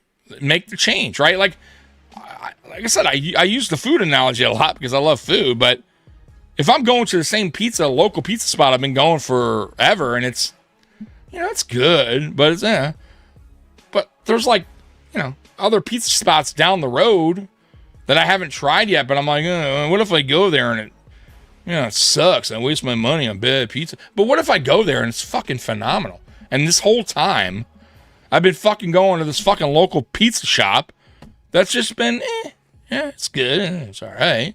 But you know what I mean? Because I'm afraid of, oh man, what if I drive there and fucking spend $20 and it fucking sucks?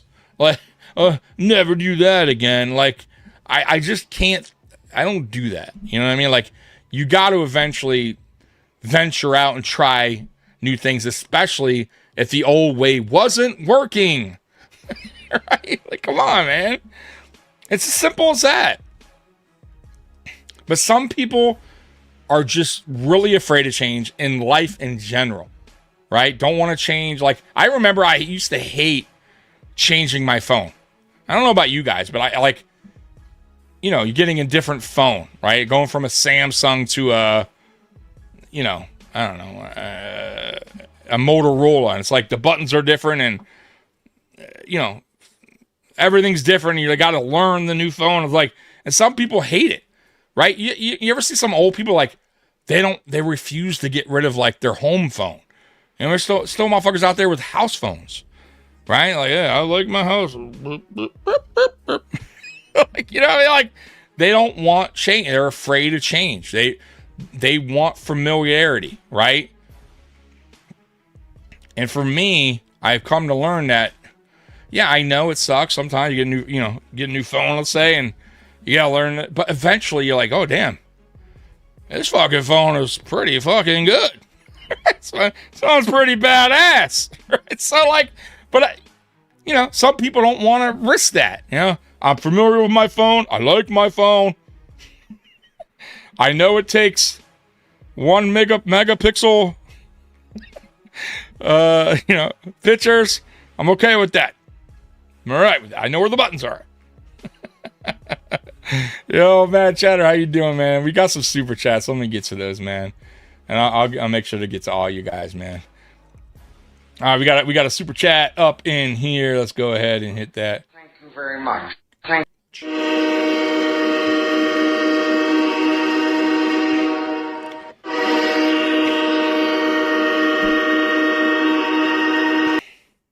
My dude, Allen's Alps coming through with a super chat. Appreciate it, brother. Since the game last year, Benford said he gambled on his two make that pick six. I remember Allen being literally perfect, and after still being up 2 scores late, Burrow scored a touchdown in 3 plays. His system was completely broken. I totally agree. I've said it a million times. Like, and not only that, like, when things got tight, McDermott got tight, right? And you can't be a head coach and get tight in, those kind of situations, especially in playoffs when it's one and done. Like, you lose, you go home. That's it. Your season is fucking over. And McDermott always seemed to tense up in the worst possible times. And it was a lot on the defensive side of the ball, right? He took, put it this way, he took control of the play calling away from Frazier multiple times, including the 13-second game. He took play calling away from Bobby Babich. Not saying Bobby Babich is any good, but I don't know. Was he? Because it seemed like it was McDermott. It was his defense, and he took it away multiple times.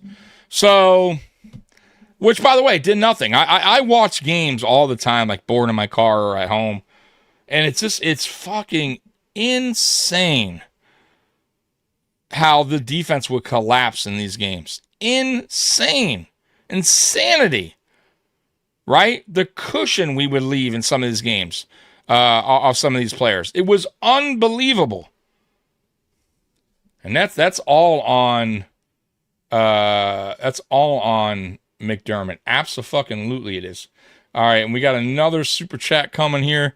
Allen's Alps one more time. Let me go ahead and hit that real quick. Thank you very much. Thank you very much.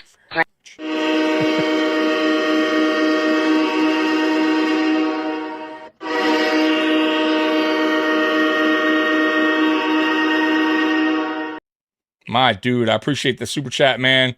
Let's see here. It's coming in saying to beat Baltimore and Cincinnati last year, Allen literally had to go to God mode because the defense was so terrible. You can't live like that and win a championship. Absolutely not. You're absolutely correct. You cannot. Listen. You cannot. It's very rare that a team wins a Super Bowl being bad on one side of the ball and being great on the other. Proof is the Houston Texans. I mean, they were great, elite defense, and they got beat by the Patriots. And the Patriots, by the way, weren't very good on offense in the playoffs. They were terrible, matter of fact. Like, historically bad, Drake May was. And they still beat the Texans because the Texans were even worse on offense. So it's very rare you get a team that is so dominant on one side of the ball and goes ahead and wins the Super Bowl. It's happened, right? Tampa Bay did it with Brad Johnson. Baltimore did it with Flacco. Even though Flacco, as we see now, he's a good quarterback. I mean, is he great? No. But he definitely can go in there and manage a game, right? And not cost you the game.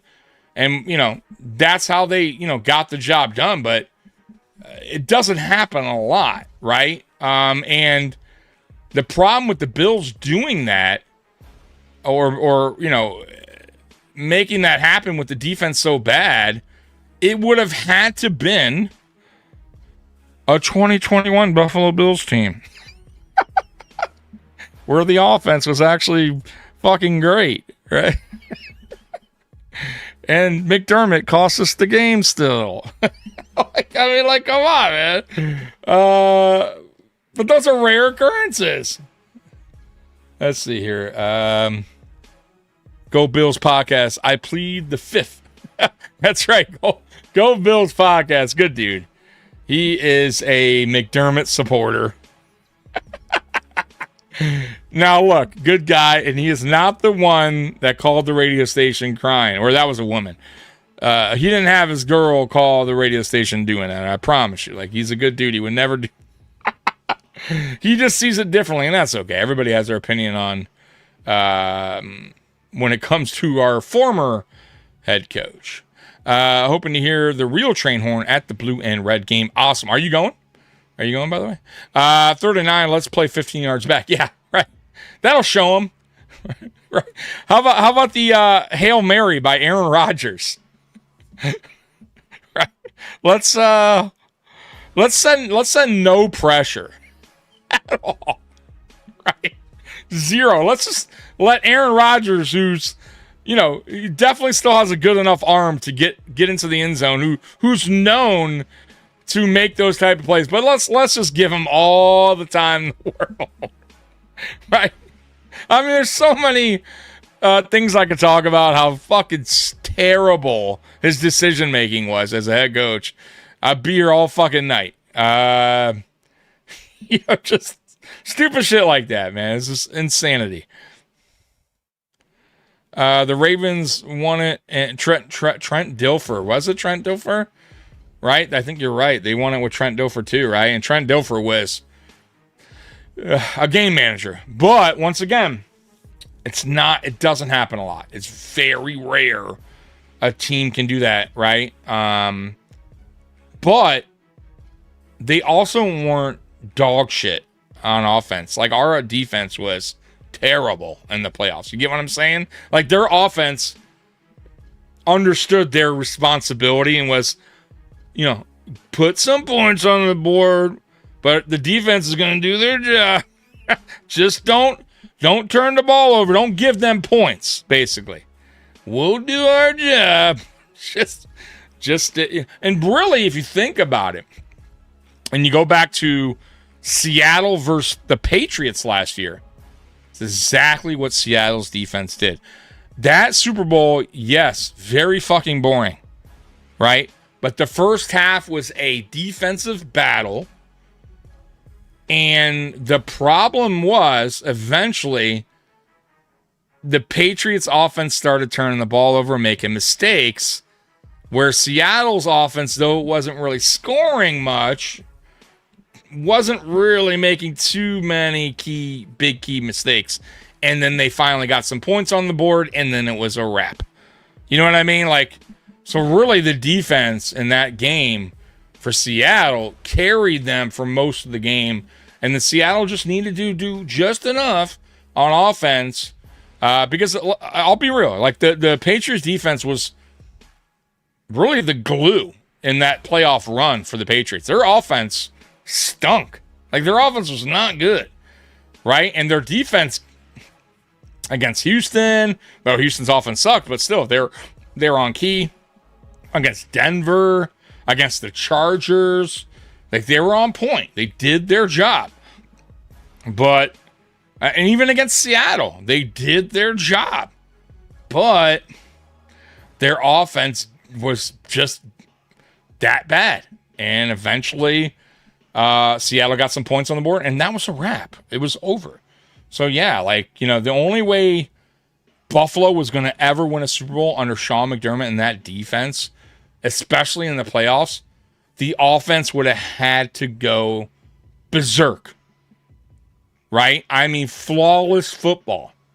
And the time that we had that opportunity, where it was damn near flawless, was the 13-second game in 2021. That offense was humming. It was ticking on all cylinders. It was going. All you had to do was make a stop. All you had to do was become a fucking good head coach for that 13 seconds and do your job. Instead, you totally whiffed it. You blew it. That's unforgivable. Period. We're just ready to move on and talk about the 2026 season and how we can bring home a championship. And I was talking about that. And, you know, how long I've been on? For an hour 45. I haven't even gotten to stuff. So, we'll get into that. You know what I mean? Because, hey, look, I just go with what the chat brings. You know what I mean? Go Bills. Like I said earlier, man, look, I go as the chat steers me. Right, we're on this big-ass ship. And the chat is literally steering the ship however they want to go, and I follow along. You know what I mean? Like, that's how we do here. You know what I mean? I'm very unique when it comes to this podcast, right? Like, I get the chat very heavily involved. Right? Thank God for you guys, because I'd be lost. I'd be like, oh well, let's talk about pizza tonight, guys. Who out there likes blue cheese with their wings? Blue Run Games perfect way to see a new stadium without giving up a football Sunday on my couch. Dude, I'm on my couch. I'm a fucking lazy fat ass. I'm always on my couch. Well, not on my couch. I'm on my lazy boy. Kicking back, watching football. The Bills could finish top 4 in the AFC East. Well, thank you, bro. Appreciate that. It's a great observation. Like, fucking guys. Oh my God, Coleman may thrive under Brady. He may be loosey goosey. Brady probably told him it's a fresh start with me. I'm speculating. Yeah, Brady's out there just letting everybody do whatever they want, according to Alex Bresky. This guy's a major spaz, pushover, fucking. He's the uncle here, fucking loser coach, letting team run the show. We're just gonna be this fucking bad news bears of football in 2026. We got this coach who wants to be cool and let the cool uncle. I mean, so what a fucking terrible take for this guy. For what Alec Anderson said. Like, come on, man, stop fucking. Stop reading into it more than what it is, bro. Stop. Fuck it. I throw fucking Alex Brasky down a fucking an alleyway with Alec Anderson. Let Alec Anderson just beat the shit out of him for being a fucking asshole. You know? Oh, you want to take what I said out of context, you fucking asshole. Yeah, I'm about to throw you through a fucking wall. Oh my God! Thank you, Paul. I generally think him and Moore are both getting 100-yard season. 100-yard season? We'd be in a lot of trouble, bro. You mean 1,000 yard? Dude, if DJ Moore only gets 100 yards for the season, I don't know, man. I take everything I said back.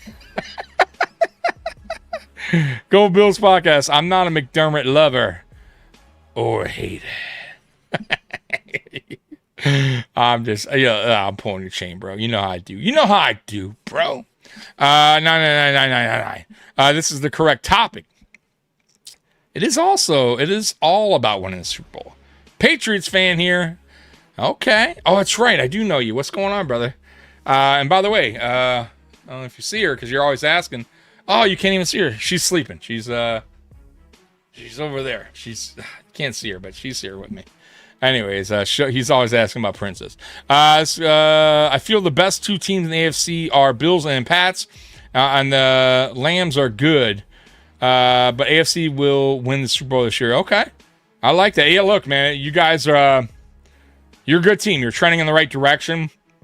I didn't like the way that Drake May finished the year out with the playoffs. I thought he had a poor playoff run.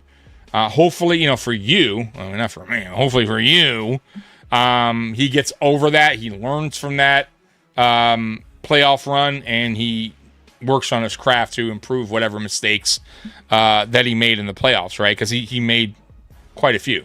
And he seems like a smart kid. He has all the tools in the shed, man.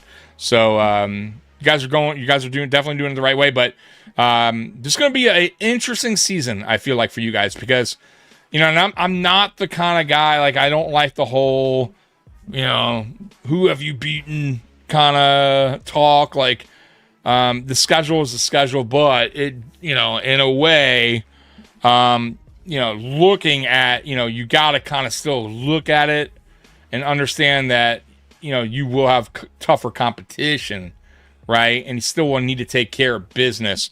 And I'll give you guys credit for last year because you took care of business in games that you should have taken care of business, and the Buffalo Bills did not.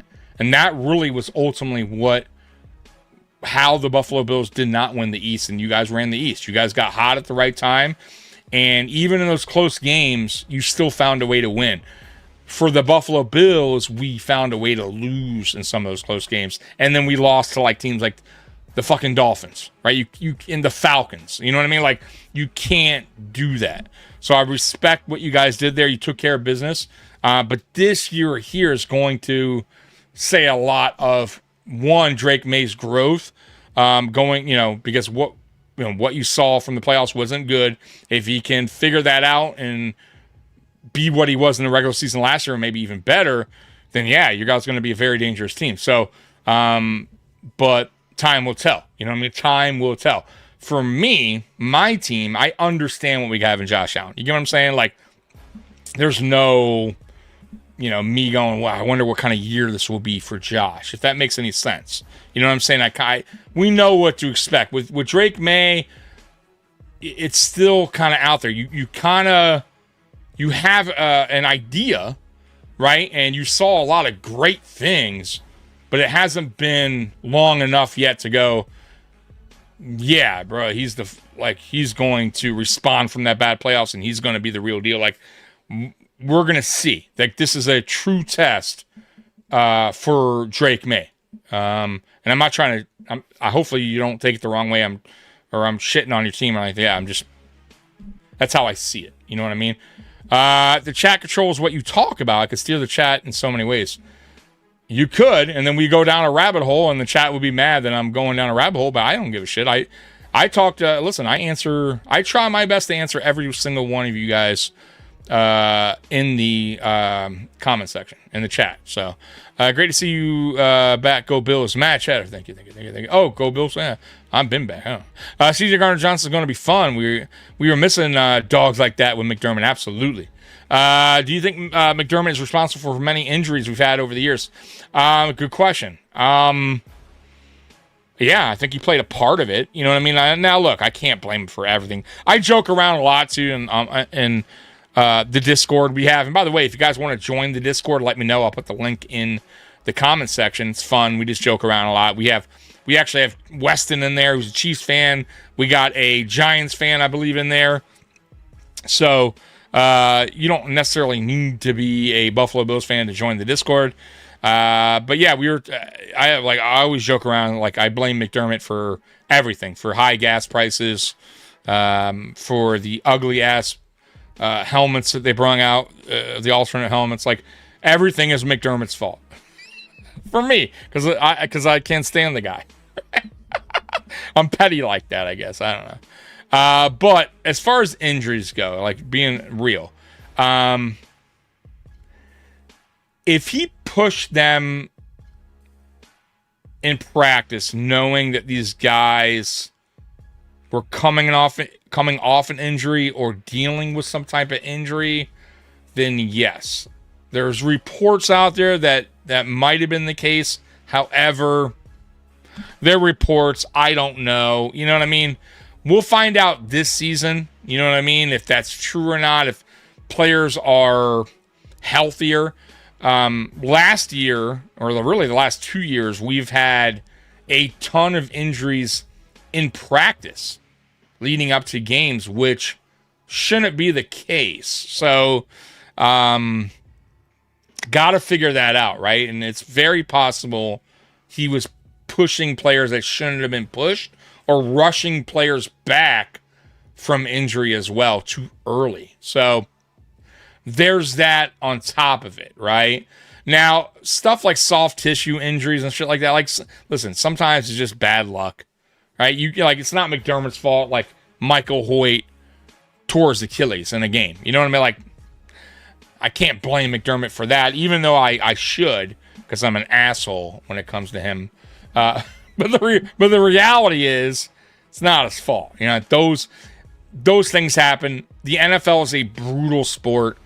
And yeah, those kind of injuries occur a lot, you know, unfortunately, around the league. You just got to hope it's not your team. You know what I mean? But injuries in practice is concerning. It should not happen, at least not to that high degree that it happened in Buffalo over the last 2 years. They got to figure that out. And it could have been McDermott just overdoing things. As Bill Parcells said, you are what your record says you are. Also 3-1 in the playoffs for Pats, second best in the league. Listen, yeah, I'm not knocking you guys. I just told you, nothing to do with.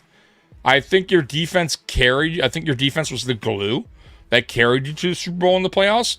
I don't know if, you know. Once again, I'm not trying to shit on your team. I don't follow you guys deeply like that. To, I'm not going to get in a debate about your team because I don't know you guys that well. But I only could tell you what I saw, right? And what I saw was Drake May had a rough playoffs, right? He played bad. And the offense really wasn't clicking. And the defense was doing their job and got them to the Super Bowl. And good for them. And that says a lot about your team. Especially since you have the same defense coming into this season. So, my thing is, like I said, will Drake May learn from those mistakes and bounce back in 2026? Also against tougher opponents on the schedule, time will tell. I'm very interested. It is interesting, right? He has all the tools. Once again, I'm usually pretty good at judging or evaluating a quarterback and what I've seen them do and their capability on the field. But I did not like what I saw in the playoffs from Drake May. So hopefully he learned from that, or at least from, hopefully for you, and can bounce back. I'll say we have a lot of players going into year 2 or 3 this year, people getting healthier who haven't been. I think we're going to see better results on both sides of the ball. We will. Absolutely will. Dang, Tommy, what did I say? Fuck those Patriots. Yeah, look, I'm just being, he's the Patriot. I'm being nice. I'm just calling it how I see it. You know what I mean? We'll see what happens this year. It's going to be very interesting. And you guys know, last year, those were 2 good games against the Patriots. Obviously, we split them. So we'll see. I wouldn't expect anything less than a dogfight. When we when we square up again. So, listen, they know. The Patriots fans know, and the Patriots know. And every NFL team, let's be real, know when they play the Buffalo Bills, we're not a pushover. We are going to give you the fucking biggest fight you've ever had. Like, it's very rare that we just go into a game and we just shit the bed. It just does not. That's not what we're not built like that. Josh Allen isn't built like that. Even when he plays poorly, he still finds ways to make something special happen and get his team, keep his team in the game or win the game. Like that's kind of him. That's what he does. What makes him special. So yeah, like it's going to be a dogfight. Patriots roster is upgraded. Offensive line is going to be a little better, but Campbell didn't play like the 4th overall pick. Like I said, I don't know. I don't follow your team. I'm going to take your word for it. But once again, it's not really, for me, when I'm talking about is your quarterback, right? And that's the most important position on a football team. And the last time I saw your quarterback, he did not look very good. In fact, he looked pretty damn bad in the playoffs. He needs to rebound from that, figure out what he did wrong. That's all I'm saying. I'm not knocking your team. If as a Patriot fan, that's what I would be saying here if I was a Patriots podcaster. That would be my not concern, but that's what I would say. That's this. I want to see if Drake May has learned from his mistakes in the playoff against those better teams, because you're now going against those same teams pretty much in the regular season. You have a tougher schedule. And that was what I would be talking about. Which Drake May will we see, right? And that's all. It's not knocking your team or knocking what you did in the offseason. I have no idea what you did, but it's still all about the quarterback, right? It always will be, right? That's why it's such a important position, right? You finally get your guy, you're going in the right direction, right? So, time will tell. Time will tell. McD was directly at fault for Maxwell Harrison injury going into playoffs, and then had to put in Dane Jackson. He might have rushed him back. Absolutely. Tommy, what's your thoughts on the Bills signing All-Pro tight end Rich Russo? Who the fuck is Rich Russo? I have no idea who Rich Russo is. Great name, right? Hey, give me some gabagoo. Like maybe he's out. Maybe he's hey, Russo over here getting some gabagoo, watching Tommy at Mafia Sports Report, baby. Hey, forget about it. I don't know. I never heard of the guy. And trust me, I know players, man. But if I haven't heard about you, you probably haven't done a lot in the NFL. Oh yeah, what's your thoughts on the guy from the Avatar over in the UFL? I have no idea who that guy is either.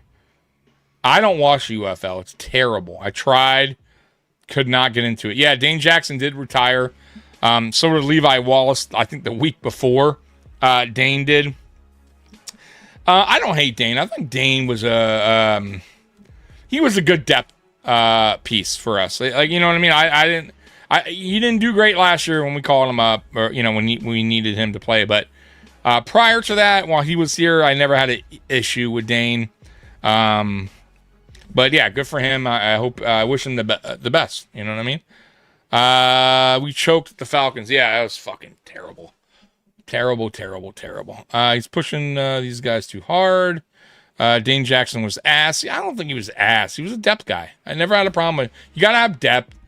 I think he was ass last year. You know what I mean? He wasn't that great last year, but prior to that, I never had it. I never had an issue with him. I really didn't. I never thought like, oh God, I can't believe we have Dane Jackson as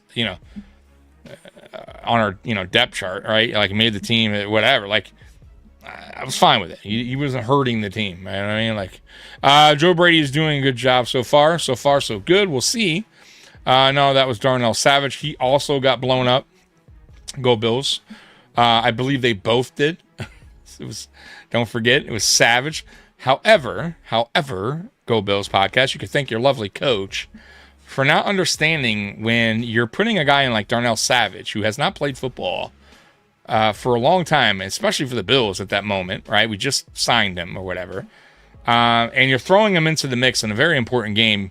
You might want to send some help his way. I just throwing that out there, right? So I don't know, right? So, and that's on McDermott. So, there's a reason why a good coach is like Sean Payton understands what's going on in a game in a key moment when a player goes down, and you're inserting a guy that, let's be real, hasn't played most of the season, and especially for the Bills, who's ice cold, right? Right. And what did he do? He attacked him right away. And I would too. That's how you do, right? That's the right thing, right? You attack the weakness right away. All right, let's see. And they did, and they got a touchdown. But McDermott should have read that, understood that. You got a guy across the way there who's a offensive genius, right? You consider yourself a defensive guru. You should understand what he is thinking, right? It's a game of chess, right? It's back and forth, right? McDermott usually lost those, right? And you have to understand what's going on at that particular moment. McDermott didn't. You know what I mean? Just like the 13-second game, he didn't get it. But whatever, that's in the past, man. It's in the past. We're moving forward, and hopefully that shit don't happen again.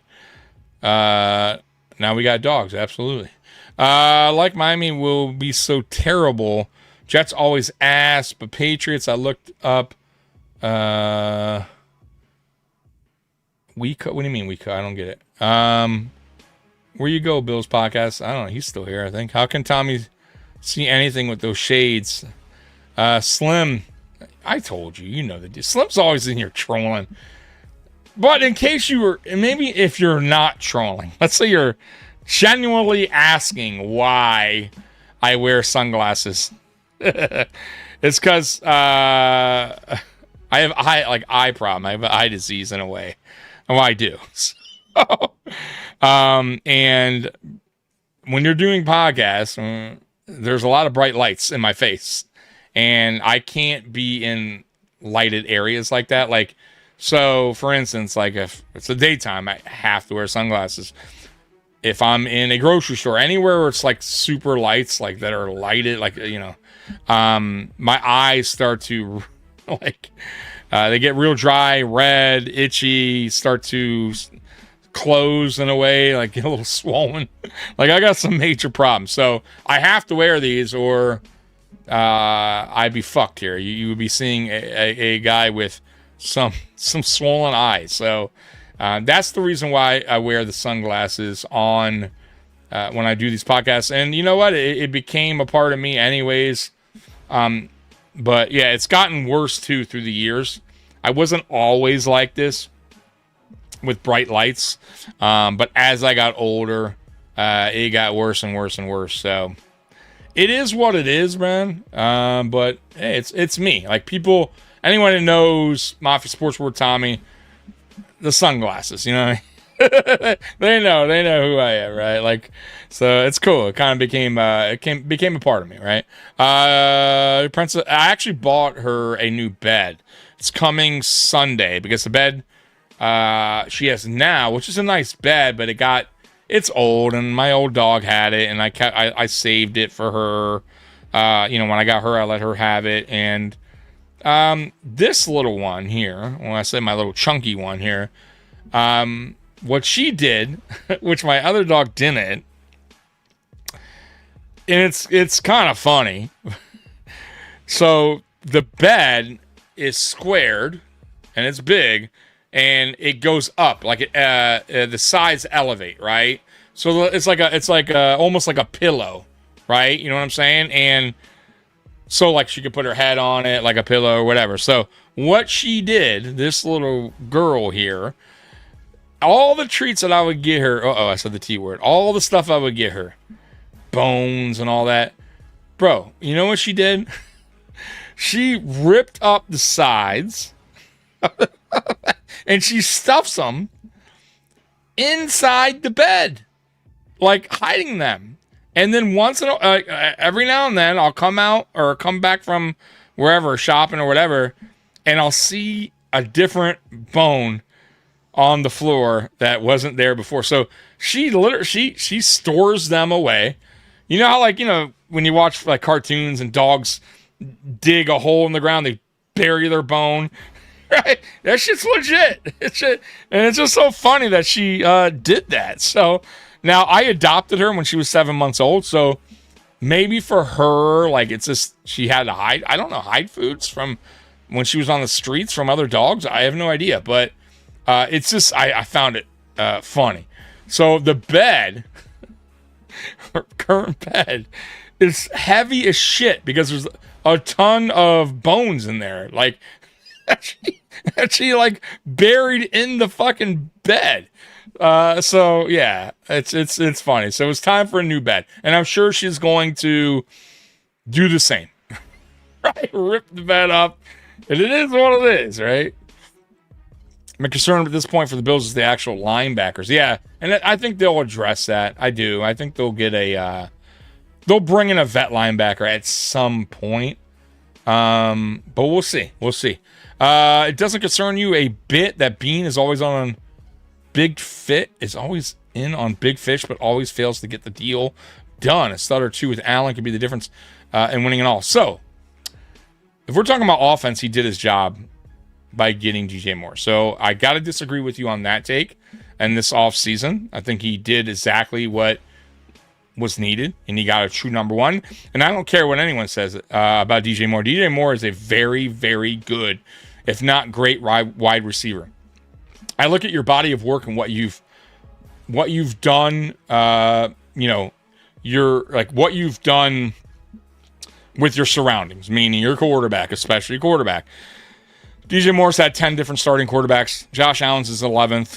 He's had, I think, 5 or 6 head coaches, multiple OCs. And just like Deion Dawkins said about not having a left guard next to him for more than 2 years, is tough on a player because you got to build that continuity. It's just how it works, right? And with a receiver and a quarterback, it goes hand in hand, right? You got to build that chemistry. Is he left-handed, right-handed? How does he like to throw the ball? Right? Every quarterback is different, right? Can they get on the same page? And when you have that many quarterbacks and you still produce, that tells me everything. And on top of that, when you're switching coaches constantly and OCs, well, that brings in a different vision, a different scheme, and all that stuff. And that also takes... that also is something difficult that you got to deal with as a player. So for me, I look at that, and that absolutely matters. I don't care what anyone says, and I'll debate that with anyone. And I've actually talked to football players, retired players that have totally agree with me and what I've said, and they understand that it plays a big part of the game. When you have that kind of turnaround, it can really affect you. And if you still are producing, even with all those changes, that tells a lot about a player, right? That means that player is special. And, you know, you guys know, Eric Moulds is my favorite Buffalo Bills player of all time. I feel like he's the best wide receiver ever for the Buffalo Bills. And I look at his body of work. I look at what he had to deal with. The amount of starting quarterbacks, I believe it was 7 for him. I think he went through 4 head coaches, multiple OCs. It is not an easy thing to do and still produce. And that's why I respect the hell out of players like Eric Moulds, players like DJ Moore. And that's why I think DJ Moore is going to absolutely be a very good to great player here in Buffalo and someone that Josh Allen can depend on. And that's really the most important thing. I don't give a shit about the yards, right? I care about when games are close and tight and we need a play to be made, who can Josh rely on? Who's going to be the guy that Josh goes, let's do this. Let's go out there and do it. Because it was Stephon Diggs for quite a while, right? I can remember multiple games. One comes to mind is against Detroit Lions on Thanksgiving. Detroit just went down and scored. I think it was tied. And there was like barely any time on the clock. And Josh Allen's like, fuck it, let's go do it. And fucking threw that bomb to Stephon Diggs, one-hand catch. And they're in field goal range before you knew it. We fucking kick a field goal. Game over. Thanksgiving was a fucking blast for me. You know what I mean? Like, but you can't do that if you don't have your reliable guy. You know what I mean? You got to have that guy that you can count on, reliable, and you know is going to make the play when it needs, right? When it's needed. And we got that now. You guys should be happy about that and thrilled about that. So I think Bean did his responsibility this offseason for that. Now, if you're talking about trades and getting players and all that, I'll agree with you to a point. That's maybe my one knock, or I think I have a couple, but not a lot on Brandon Bean, is I wish he was a little bit more aggressive with stuff like that. Trades, guys that are out there that could potentially be a Buffalo Bill. I think he's just very stubborn. I don't think, I was thinking about this the other day, and like, I don't think he's that, like, I don't think he's not making the calls, right, and inquiring, right, and making even an offer. I just think that he's very stubborn and maybe difficult on the back and forth, meaning the negotiations and what he's willing to give up. And that right there is something that he needs to get. You got to take more swings. And even if you feel like, it's against what you've always believed in or done, sometimes you got to take the detour. Once in a while, you gotta go off-road. You get what I'm saying? And I feel like Brandon Bean's still, like, at times, like, I have this vision, and I don't want to, take the detour and go all out and miss my draft. Like, but there has to be a time where he says, okay, that hasn't worked out for me. Let's try this, right? And if it doesn't work out, yeah, he'll get some backlash. But for me as a fan, I'll be happy with just the fact that he took the swing. You know what I mean? I'll knock him more that he didn't rather than he did. You know what I mean? Like, at least he took that gamble, rolled the dice. You never know, right? Buy that lottery ticket, man. You know what I mean? Like, take that gamble. It's okay. I'm not going to kill you on it. I'll kill you on it if you don't, and then another team gets that player, and that player actually is the guy that makes a difference on wherever he went, and they achieved what they needed to do and get a Super Bowl. Like, you know what I'm saying? So, like, I wish he was a little bit more aggressive with that, right? That's, like, one of my biggest knocks when it comes to Bean. But after that, bro, like, getting look, the offense is fine. The offense is even better, and it's been fine. It just was missing that key ingredient, and we got it now. So I'm not worried about the offense. It's the other side of the ball that needs to be fixed. Because if you think about it, if the Bills defense, who averaged, I think, what was it, 28.5 a game, which was terrible in the playoffs, if they even drop that number to 24.5, which is still quite a bit, the Buffalo, we might be sitting here talking a different story. The Buffalo Bills probably would have made a Super Bowl if the defense would just have given up a couple points less, which is we not asking a lot. You get what I'm saying? So it wasn't so much that the offense has been the issue. It's the fact that the defense was giving up or giving up that many points per game. It's very tough for an offense to be flawless. Now, I have said this before we made the change that I gave up on the defense, and you know what? They should just go all out on offense. However, They were never going to do that under Sean McDermott. Sean McDermott was a defensive-minded head coach. He was never, ever, ever going to go back to the Brian Dable years where the offense was just high-powered, fast, scoring a lot of points, but their defense, because they scored a lot of points and fast, was on the field a lot. So McDermott was hurting the offense by trying to save the defense.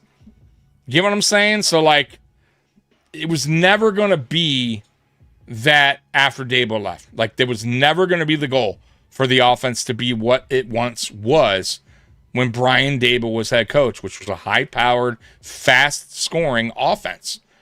That went away. That was gone. It was pushed out the door, gone. Dable left, and McDermott hired within with Ken Dorsey. Then he let Ken Dorsey go and got Joe Brady.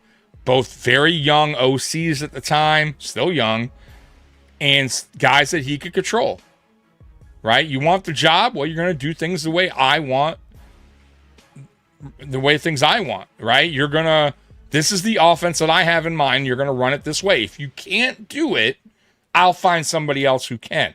These guys aren't going to be like, oh, fuck you, I'll go out and find a job. Like, somebody's going to, it's not how it works. You're going to take your opportunity as being an OC for a team. Like, it's just your opportunity, right? Like, and I truly believe that's what happened. You know what I mean? And yeah, that's when, I just kind of in the back of my mind, I was like, every playoff was, can the Bills just catch fire offensively and just be, insanely good? And it's just not, it's a bad way of going into any playoffs thinking that as a fan, right? There, where you're so poor, that you're going to expect so little from the other side of the ball that you need perfection from the good side. You know what I'm saying? From the side that actually does well all the time. But you need fucking absolute perfection in order for you to get Super Bowl. That should never be the case. You should never have that idea going into the playoffs. And that's the idea. That's my mindset every year, pretty much, going into the playoffs. And that has now changed. Now, mind you, we haven't played any football yet, but it can't get worse. Like, the defense for me is going to be better. I promise you guys, I'm holding that. And hey, look, I'll eat crow. If it's not, we come back and be like, oh, Tommy, you were wrong. You're an idiot. And that's fine. I'll eat crow if I'm wrong, but I truly believe this change was necessary. I believe that there's more to it than what a lot of people are diving into. And, oh, it's just Jim Leonhard. Bro, Jim Leonhard was highly scouted for DC. Many teams wanted Jim Leonhard to become defense coordinator. He's probably going to be a head coach. We probably would not have him here long term. That's how highly, people have him in high regard, right, as a future head coach in the NFL. And then he brought along a lot of guys from college who, once again, are innovated. They understand the new wave of offenses are always evolving, and you got to evolve with defense as well and adapt, right? And then they brought in the old head and John Fox, who took 2 teams to Super Bowls within 2 years. Both dumpster fire teams, by the way. Now, did he win them? No, but at least he got there, and he also got there with teams that were terrible when he got them as a coach. Also, he understands what his defense is all about, knows how to play good defense. His 10 out of 11 seasons, he was top 10 defense, his teams, either as a head coach or defense coordinator. So he's going to help out a lot in that room, especially with these younger coaches as well. So I love the coaching staff, right? And then Carmichael for the offense and all. Everything is, for me, it worked out beautifully. Now we got to see the results. I get that, okay?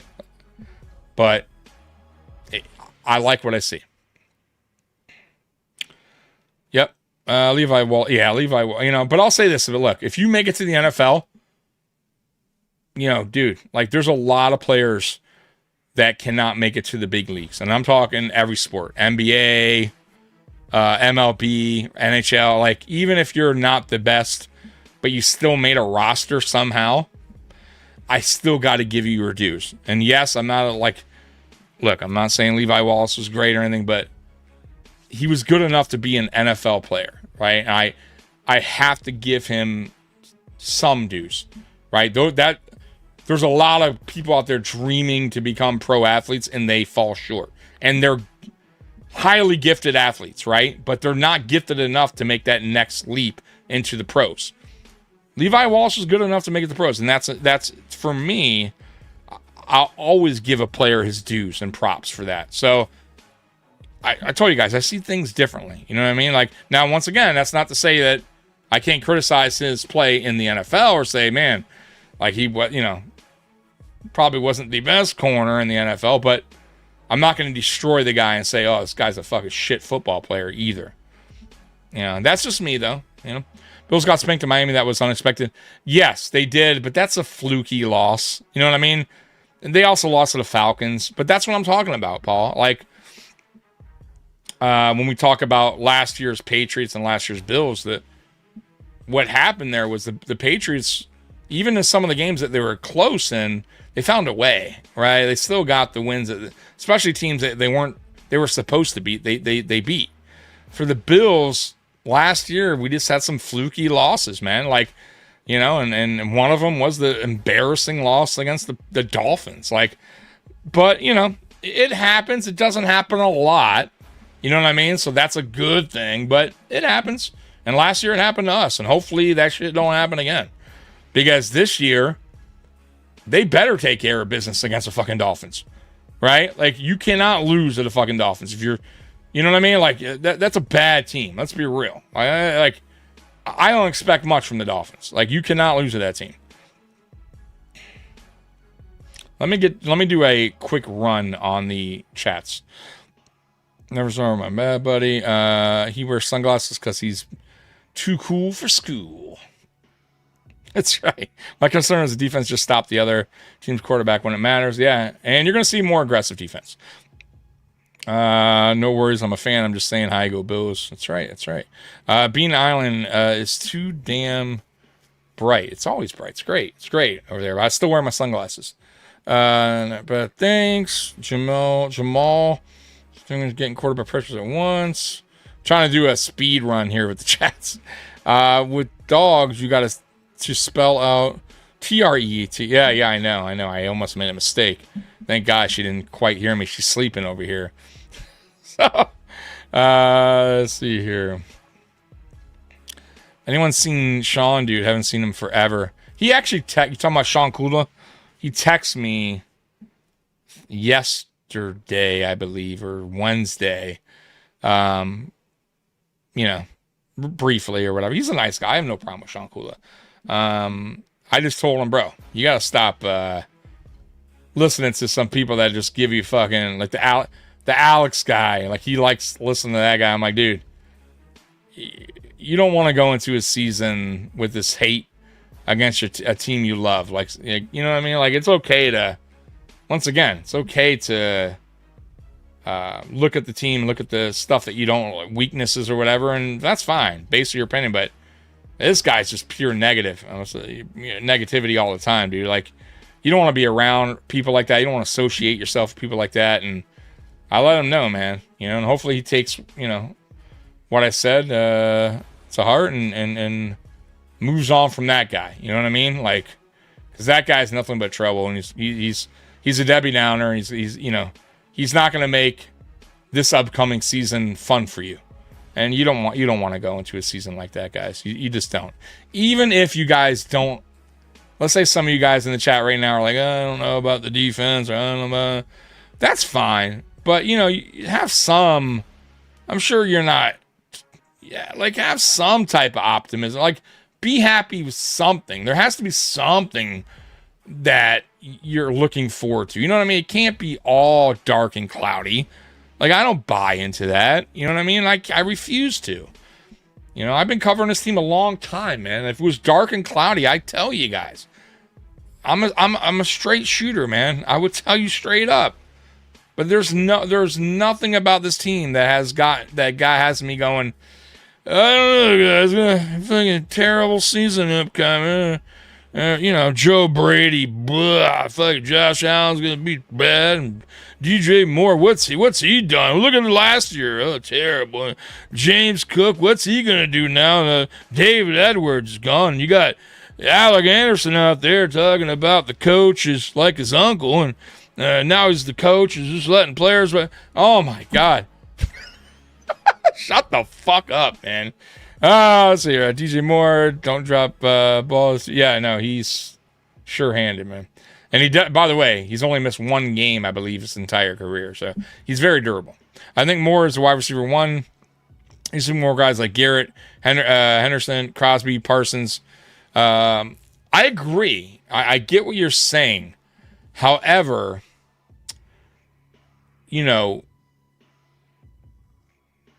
sometimes it still doesn't, like, I'll give you a great example. Micah Parsons got traded to the Green Bay and, tore his ACL or his Achilles, whatever happened to him. I think it was his ACL, right? Like, that sucks. Look, Parsons, I'm sure will bounce back this year and be great, but shit like that happens. You know what I mean? Like, so it's not a guarantee with these guys either at the same time when you know what I mean? So there's a lot that goes into it, but I agree with you. And I said that earlier. Like, I do wish that he would take the detour once in a while and say, you know what? Yeah, I'm going to go ahead and swing for a home run here. If it doesn't work out, fine. I'll get some backlash, but at least I fucking tried, right? At least I went for the home run. You get what I'm saying? So, like, I'm with you on it. I am. But I don't think he's, like, once again, though, I don't think he's done I don't think it's this bad GM. Like, everyone claims that he is and shitting all over Brandon Beane.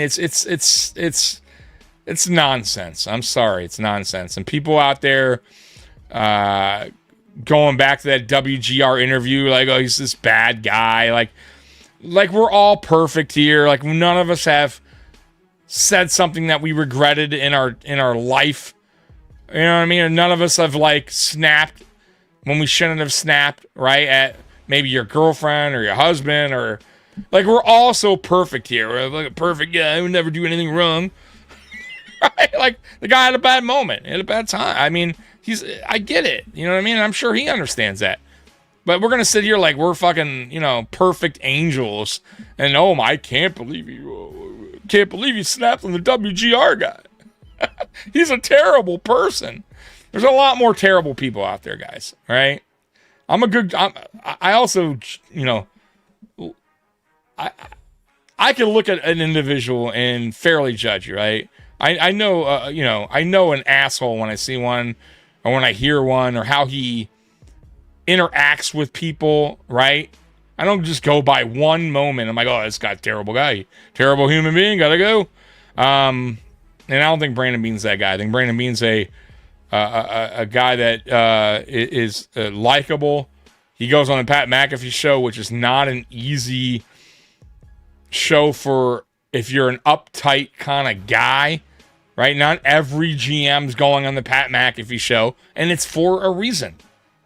Because not every GM gets that humor, understands the humor, and can have the back and forth where it's kind of more of a looser, joking type of atmosphere, right? There's a lot of uptight people, especially in GMs. Let's be real. So Brandon Beane's never come across, and not just Pat McAfee, he goes on other shows too, where he's very likable. I don't see anything or hear anything where I'm like, man, this guy is really like a douchebag. He's very, like, serious, and he doesn't have a good time. He seems this very, like, doesn't give a lot of good, like, like a robotic, you know what I mean? Like, I don't catch that from him, and I hate when people judge him off the one bad moment, because we've all had them. Breaking news, word out of Bills camp is that quarterback Josh Allen towards the ACL. Yeah.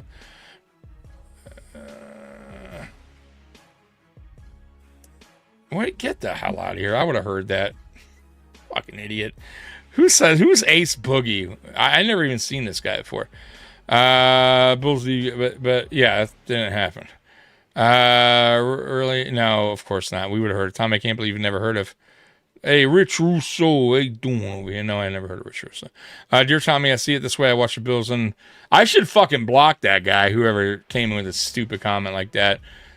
See, like, that's just dumb. Like, I maybe you're not a fan of the Bills. You're coming here to troll. But, like, dude, stop. Like, it's once again, I don't even mind if you come in here if you're a different fan. I got different fans in here, bro, but bring something else than that. Like, it's so goofy. Such a goofy comment. Dear Tommy, I see it this way. I watch Bills and I had to watch Dane Jackson waste my time. I get you. Buffalo needs to blow out bad teams. They do. And that's the other thing, too. McDermott he didn't put the pedal to the metal, right? He let a lot of teams back into games because he took it easy. The offense started slowing down, becoming, less conservative, right? So not only was his defense conservative, it was like an offense conservative. Can't do that.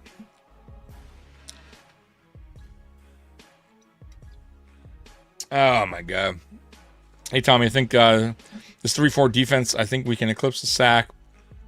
Yeah, with the Dick Durant. I don't remember that season, but I think we can.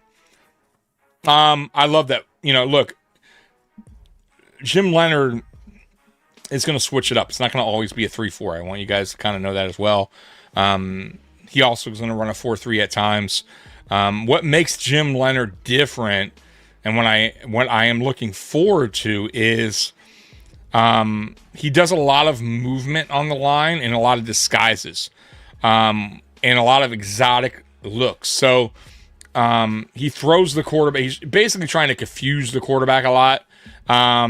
And he's very aggressive. So he's going to bring the heat. We're going to probably get some, big plays, done to us, right? From time to time because of that. But I'll deal with that. I'm okay with that if you could bring that pressure. You know what I mean? I'd rather that than teams just kind of have their pickings on us and slice and dice us down the field. You know what I mean? With no pressure on the quarterback. Can't have that. Tommy, can't believe you never heard of Rich Russo. I don't know who Rich Russo. I'm sorry. Who the fuck's anybody know Rich Russo? Gold Bills podcast is really pumping Rich Russo up. I don't know the guy. I'm sorry. I don't fucking know Rich Russo. I know Vince Russo. He was a terrible. He booked the matches over in WWE, WCW. I know that guy, Vince Russo. But I don't know Rich Russo. My dogs know spelling. They know Treat. Really? That's funny. I can't wait till the season starts. Yeah, man, me and you both, bro. Just want the defense be a little bit better. Know what I mean? Yeah, and don't we all? Hey, Sean Kula. Here he is. You guys wanted Sean Kula. And that dude just came through with a super chat. Thank you very much. Thank you very much. Thank you very much. How many thank you very much? And the Bills train horn for Kula in the motherfucking house. Coming through with the super chat. Appreciate you. And you get that Bills train horn, you do. And Kula saying, go Bills. Damn right, go Bills, man. I want you to get excited, man, Sean. Don't be listening to people that bring you down, man, on this upcoming season, man. This is gonna be fun, man. New stadium, new era, new vision.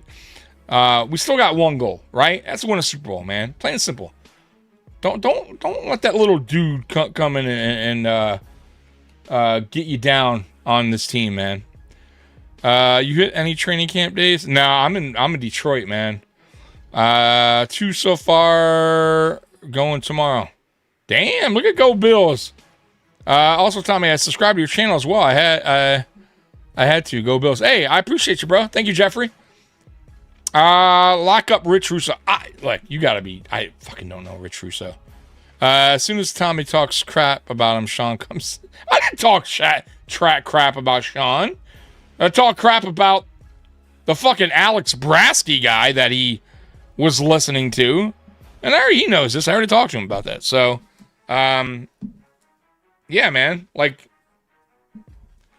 Those kind of people, man, you don't need around your life, man. I'm being honest with you guys. And I know we already talked about it, but you don't want to associate yourself with people that are constantly throwing bad energy your way. I believe in that, man. There's good energy and there's bad energy. And that dude is all about bad energy. And it's all about it's self-motivated with him. It's not good journalism. That's not how you do it, right? And that's all I'm saying. And Sean, I think he understands where I'm coming from on that. Anyways, we are 2 hours and 35 minutes in. I've not gotten to one thing. Not one fucking thing that I have prepared. I literally have not talked about anything. Oh, what have we talked about in 2 hours and 35 minutes? This is fucking insane. All right, so we're gonna have to skip a lot. So I did do this, which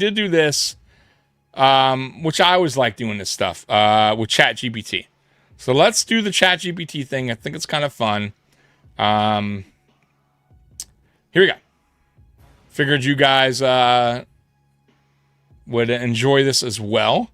Why is Christian Benford not talked about as one of the top corners in the game? For me, he's a top 10. And he's another guy that I feel Bills Mafia, for whatever reason, not all of them, but has this thing about certain players on this team that they just don't like. And Christian Benford is one of them. And I'm not saying all of Bills Mafia, but he's one of those guys that it's like, I don't get it, right? And, I think DJ Moore also is one of those guys that is also in this category of Bills fans just not really sold on him, or, but, it's odd, but that's how it is. Like, I think, who else on the team? So I know Benford's one. Oh, Groot's another. I feel like Groot gets way too much hate. Groot is not a bad football player, guys. I mean, he's really not. And I think that Bills Mafia expects so much, but because he hasn't delivered their expectations of him, they hate him. He sucks. You get what I'm saying? And it's a little bit unfair, right? Now, do I want to see Groot take the next step as a football player? Of course I do. But has he been bad? No. Right? He's better. He's one of the best edge rush defenders in the NFL. Right? His pressure rate is one of the best. It's up there. It's, one of the better ones. He just hasn't gotten home as much as we would like. So because of that, Bills Mafia looks at stats and go, oh, garbage, trash, awful. And I don't evaluate players like that. I think it's unfair. But I'm also honest. Yes, he does need to figure things out to get home more and get more sacks, right? But I also question the scheme. Did that play a little bit of part on why Groot also hasn't really excelled maybe the way we had thought? He also was in a 3-4 in Miami with the Hurricanes. Came to a 4-3, right? So there's that too. So we'll find out. It's going to be very interesting to see what he does. But it's just wild how certain fans just, they have it out for certain players they just don't like. Dion Dawkins, believe it or not, is starting to become one of those players that Bills Mafia is starting to not like. And I don't get it. Like I said earlier, he's been super productive, reliable. Very rarely he's hurt. You can count on him being there on game day. And he's been on this team since 2017. And he's done a great job. Did he have a down season last year? Yes. Was it that bad? No. Did he understand that he needs to lose some weight this offseason and did it? Yes. And I respect that. But, once again, there's certain people that just have it out for certain players, man. And I don't get that. I can't get on board with that. Now, if you're a player that your production has been dog shit since we drafted you or we signed you as a free agent, then yes, that's when I'm like, hey, this dude is gots to go, right? Like Josh Palmer. I know he's only been around 1 year, but even when healthy, I didn't see it. Maybe he'll prove me wrong this year, right? Curtis Samuel eventually was one of those guys where I'm like, even when healthy, just doesn't do anything. He is not produced, right? It's a waste of money year in, year out for guys that can't breathe. Yeah. So those are the guys I get more upset about, right? You got to show me some production, right? And I feel like Groot, Benford, those guys that show Dawkins, bro, those are guys that have produced no matter how you want to see it. The problem is they haven't produced to your liking, so they're trash. And I just can't get behind it. Tommy, I went to sleep, woke up, you haven't gotten to the topic. I am now. Look at that, Sandra. See, you got a nap, and you came back, and I'm still here. New England have a hard schedule season. The schedule ain't soft like... yeah, exactly. They got a tough schedule. We'll see. Tommy, Rich Russo is not a real player. Well, and that's probably why I didn't know Rich Russo. So, now, you see, I don't know if you were trying to get me where I was going to be like, oh, yeah, I know Rich Russo. You're talking about Rich Russo, the 6'7" tight end out of Arkansas? That Rich Russo? Oh, that guy is amazing. The dude can block. The dude can run routes. Great hands. He also makes a great eggplant parmesan sub and baked ziti. Been in the league for 7 years. Get the fuck out of here. Rich Russo. You ain't getting me. I don't fucking know that guy. But the stat sheet doesn't tell the full story, though, either. I tell that to people all the time. They don't get it. There's so much. When I evaluate players, you can't just do stats and analytics. You have to look at everything that goes with it, right? For every position. And we talk about DJ Moore earlier. Okay. What has he worked with? How many coaches? How many OCs? How many different schemes now that he had to go through? How many different, like I said, quarterback? Okay, now what is his production like? All that matters, right? You can't just do stats and analytics. Doesn't always tell the whole story.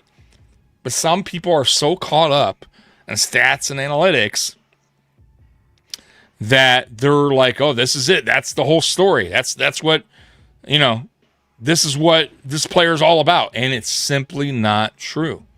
That's simply not the case. Thoughts on Taysom Hill to replace Kyle Allen? I would absolutely take it. Kyle Allen's terrible. But I honestly, though, I hope we never see a backup quarterback. Unless it's garbage time and we are kicking ass, fine.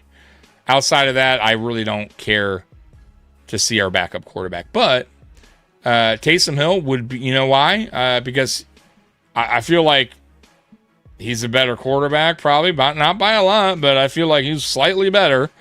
And you could do a lot of innovative things when it comes to Taysom Hill with the offense. You can, you've seen it in New Orleans. And matter of fact, Carmichael has to, he was with Carmichael. Carmichael knows exactly what Hill is all about and what you could do with him on the offense, right? So absolutely I would take Taysom Hill in a heartbeat because I don't think he's a downgrade at the quarterback level from Kyle Allen, and you're upgrading because of everything else that he brings to the table that he can do for the offense. So, yeah, dude, if he was available and at a decent price, scoop him up immediately. Mad Max not wanting CB2. I wonder if he could play nickel. I think IGB takes that job, man. I think, look, man, except for the big-time players, like Groot and Ed Oliver, Chubb, Benford, Bishop. I think everybody else that was inherited, and Ed Oliver, everyone else that was inherited, that Leonard inherited on defense, all those guys are not locks to win their position. I'm telling you guys right now.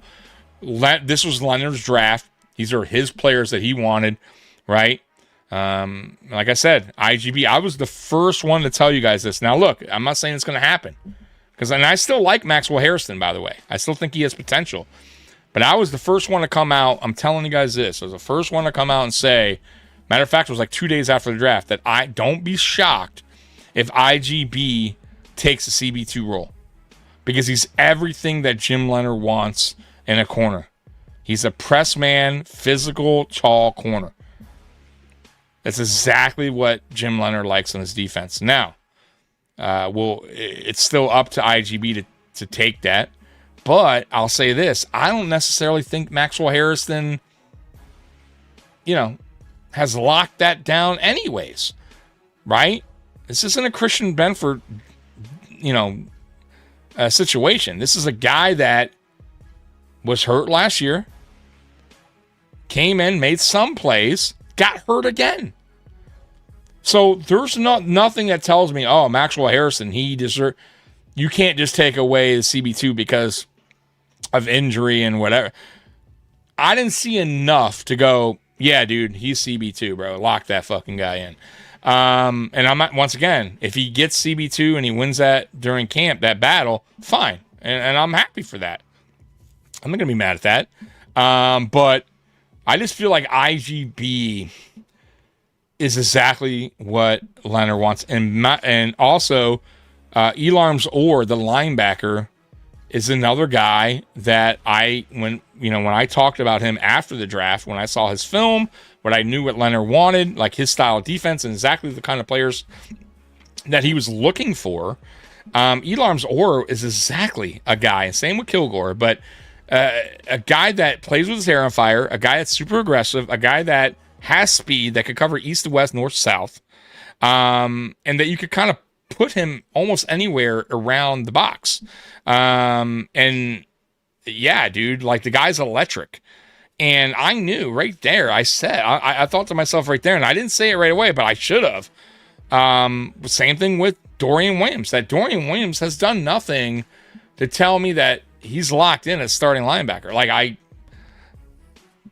he's a good depth guy, and maybe he can become a good starting linebacker, but I don't think Leonhard looks at it like, oh, he locked it in.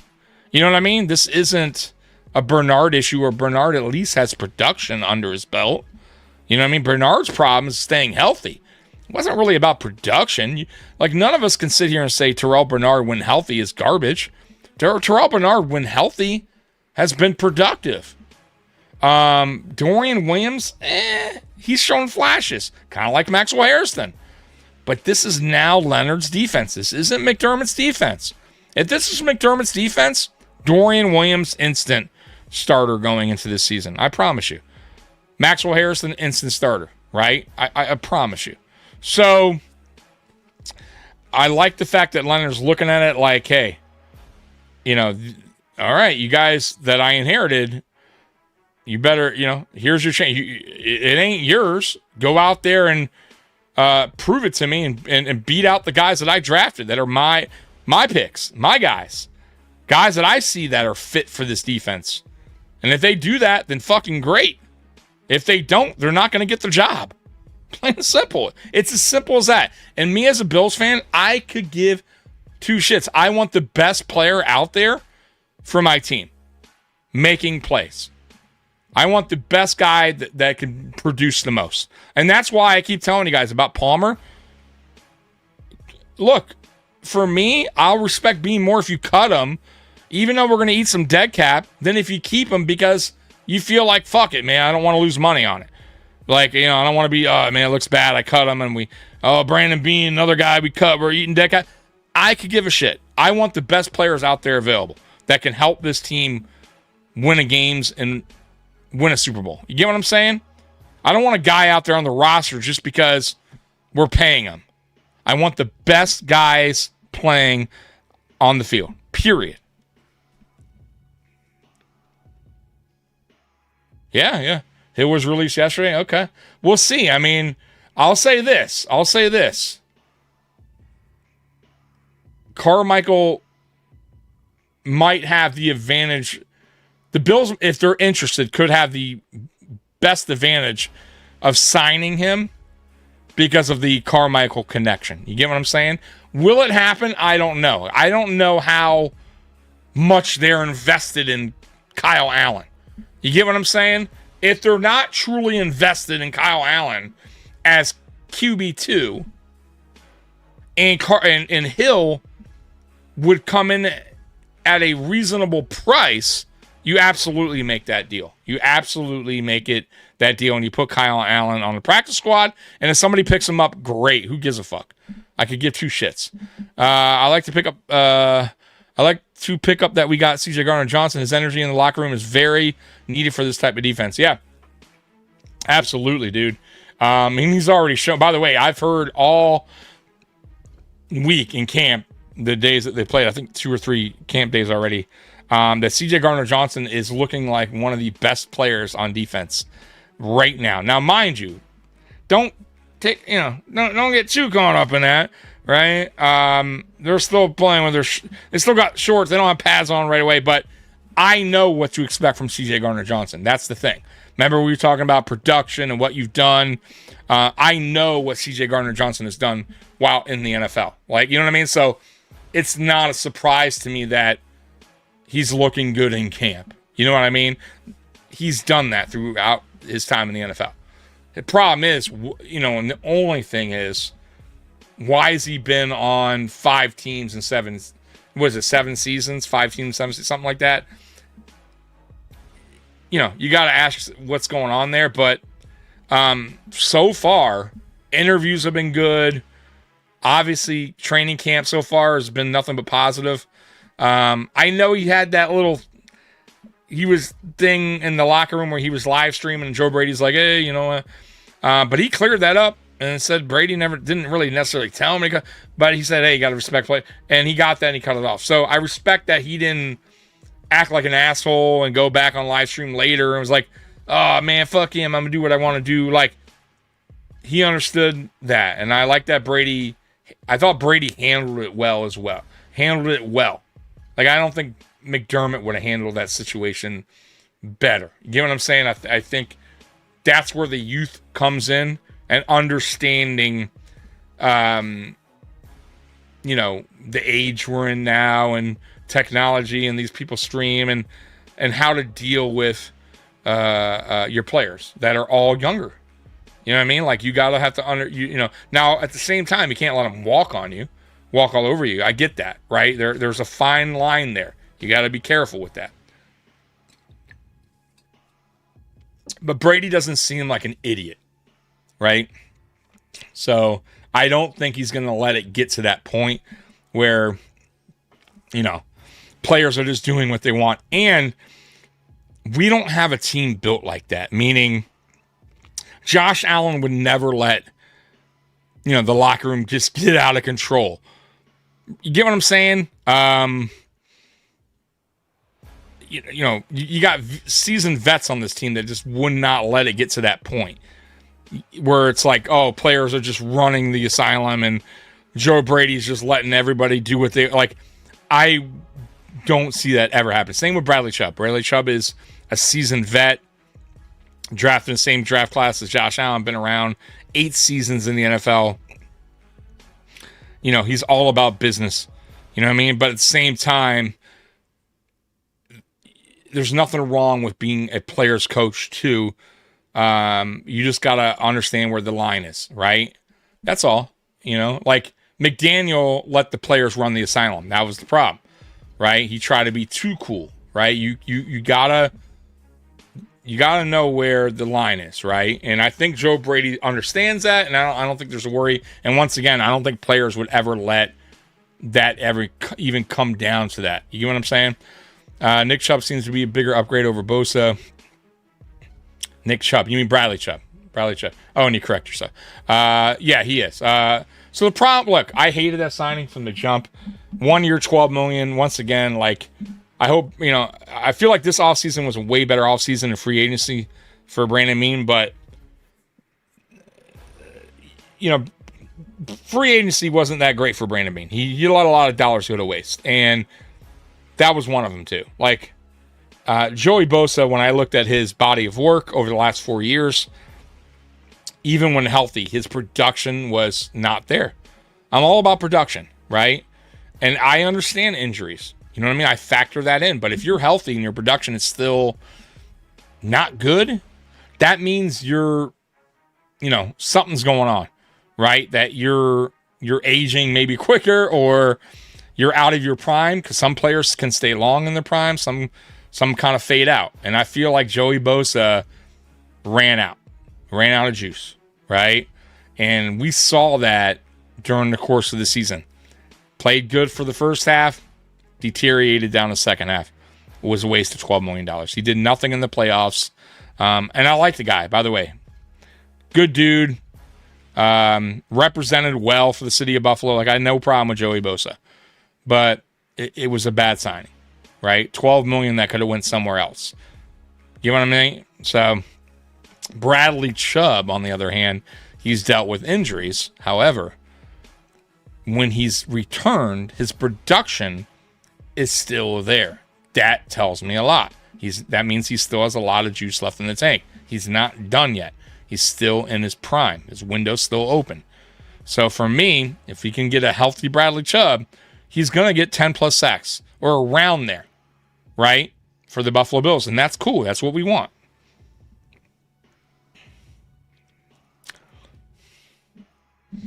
CJ talks too much. He said himself. He said he's going to be with the Bills. I know. But let him have fun. I don't mind that. Like, I don't mind personality. You know what I mean? As long as you're not just making it about you and it's really a distraction for the team. Like, I don't think I've seen his posts. I've seen his video.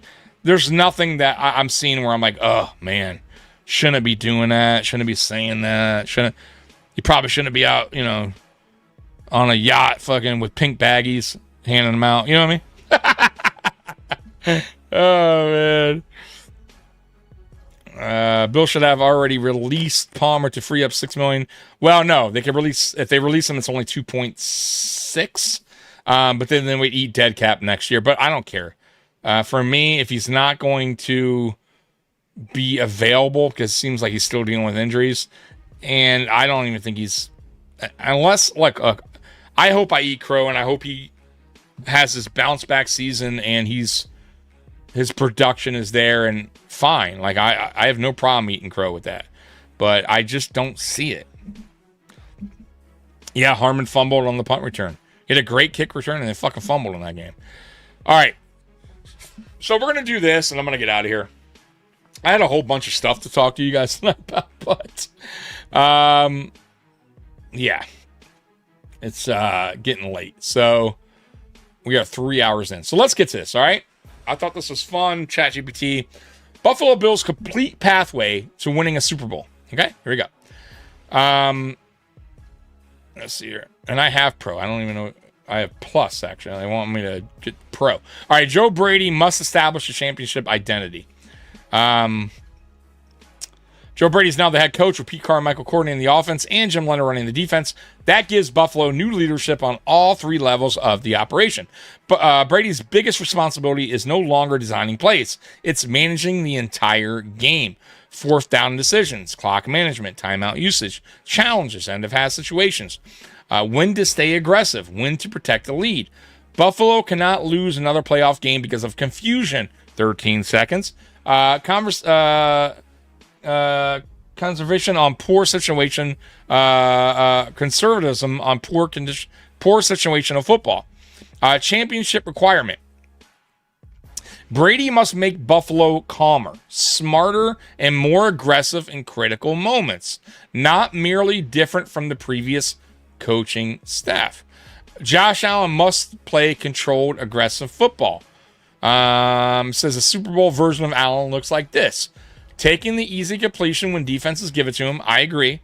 Attacking deep when Buffalo earns the matchup, I agree. Using his legs selectively, yes. Avoiding unnecessary contact during the regular season, which he's done pretty well at over the last 2 years. Eliminating red zone turnovers, yeah, but I don't feel like he's this big turnover red zone guy either, though. Refusing to force hero ball throws when the game does not require them. I'll be honest with you, though. In most of those hero type decisions that he makes, there are usually games we're losing or very tight, and he's trying to put the cape on. But I don't think it's when it doesn't require that at the same time. So I kind of disagree a little bit there, because I don't find Allen being hero ball when it's not necessary. You get what I'm saying? Like, he usually puts that cape on when things are not going so well. And then, of course, it's one of those things. You're either going to get the awesome hero ball or you're going to get the turnover, bad decision. But it's kind of comes with the territory. I got to be real. Ideal postseason Allen. 2 or more total touchdowns, fewer than 1 turnover per game, several critical rushing conversions, 1 or 2 game-changing plays outside structure. Number 3, DJ Moore must change how defenses cover Buffalo. And he will. Defeat man coverage, and he will. Very good at route running and separation. Give Allen a trustworthy boundary target. Create yards after the catch. Punish defenses for loading in the box. Produce in the red zone. Taking pressure off Khalil Shakir, Keon Coleman, and Dalton Cade, which is the most important thing. That's what true number ones do, which makes their wide receiver 2, 3, and 4, and the tight end, their jobs a lot easier, right? And that's another big deal that we didn't have over the last 2 years. Now you have that. It takes a lot of pressure off these guys, and you will see their production get better. All right. Dalton Cade and Keon Coleman must take major steps. I agree. I'm not going to read it all. Keon Coleman, I agree with that. James Cook must remain central to the offense. I agree. You can't. James Cook is a big piece of the offense. You can't not have James Cook involved. I need to see him more involved in the passing game as well, and I think he will, because that's how Carmichael ran it in New Orleans with Kamara. The offensive line must be the team's most dependable unit. They got to win the trenches, and I believe they will. 7, Buffalo must become a top-level red zone offense. I feel like we're pretty good on red zone. I'm not, but it's fine. 8, Bradley Chubb must help solve the postseason pass rush problem. I agree. We got to make plays in the playoffs. Got to get to the quarterback. It's one thing we have done a very poor job at, is in the playoffs getting to quarterbacks. 9, Jim Leonhard's defense must be flexible, not predictable. I totally agree. Same thing, by the way, for the offense. Cannot be predictable. And Jim Leonhard is not predictable. That's not the way he coaches, so I don't expect him to be predictable at all. 10, the defensive line must stop the run without sacrificing coverage. And they will. And I believe they will, because of the players they drafted and the kind of players they're bringing in free agency. They're going to have a lot of guys in the box. And a lot of these guys are aggressive, and they can cover east to west, north to south. They all got speed, aggressive, and they can tackle. And that is going to be a reason why we won't have such, a lot of big runs against us, giving up a lot of yards per game. It's going to be a big difference, in my opinion. C.J. Gardner-Johnson must provide attitude and stability. He will. It's already showing. The rookie class must supply meaningful depth. Not only that, I think you're going to get starters out of this. So, depth and starters, you're going to. Trust me. Special teams cannot give away hidden yardage. I agree, but our special teams have been pretty good. Buffalo must earn home field advantage or come close. Look, it is what it is. It would be great, but you don't need to have it. It's about getting hot at the right time. Games Buffalo must capitalize on. The Bills must prove they can win in 4 different ways. Win a shootout, win a defensive fight, win the running game, complete a fourth quarter comeback. It's fair. January 16, January health must matter more than September statistics. I agree. The 17, the playoff closing sequence must change. I agree. And Buffalo's championship benchmarks. A realistic Super Bowl profile would look something like this. Regular season record 12 and 5 or better. Okay. AFC seeding at least top 2. Okay, turnover margin clearly positive. Red zone top tier. Sack production consistent 4-man pressure. Run defense reliable without constant safety help. Explosive passing. Allen's health, which will be fine. 1-score games. Special teams, no major playoff mistakes. I agree.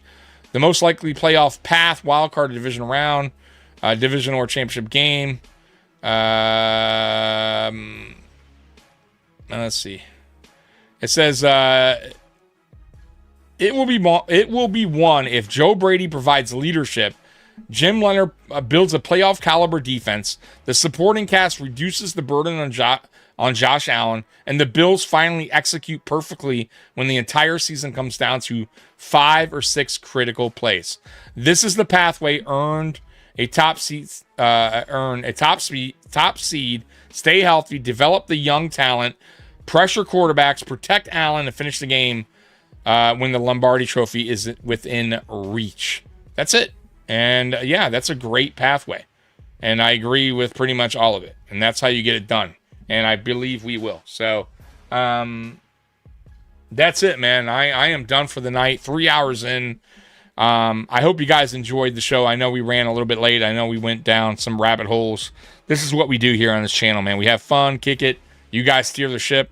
I appreciate you guys. I love you guys. I got to move this weekend. It's going to be a hectic weekend for me, man. So you're going to see a different podcast room the next time we talk, which should be Monday, more than likely Monday at 10. If I'm not live, there's a problem, probably with the internet, who knows, but I should be here, or I should be at the new house Monday in the podcast room. So Bills Mafia, I love you. And as always, go Bills. I'm out of here. Peace. Just let your soul go. Just let it shine through. Just let your soul, baby, feel it all.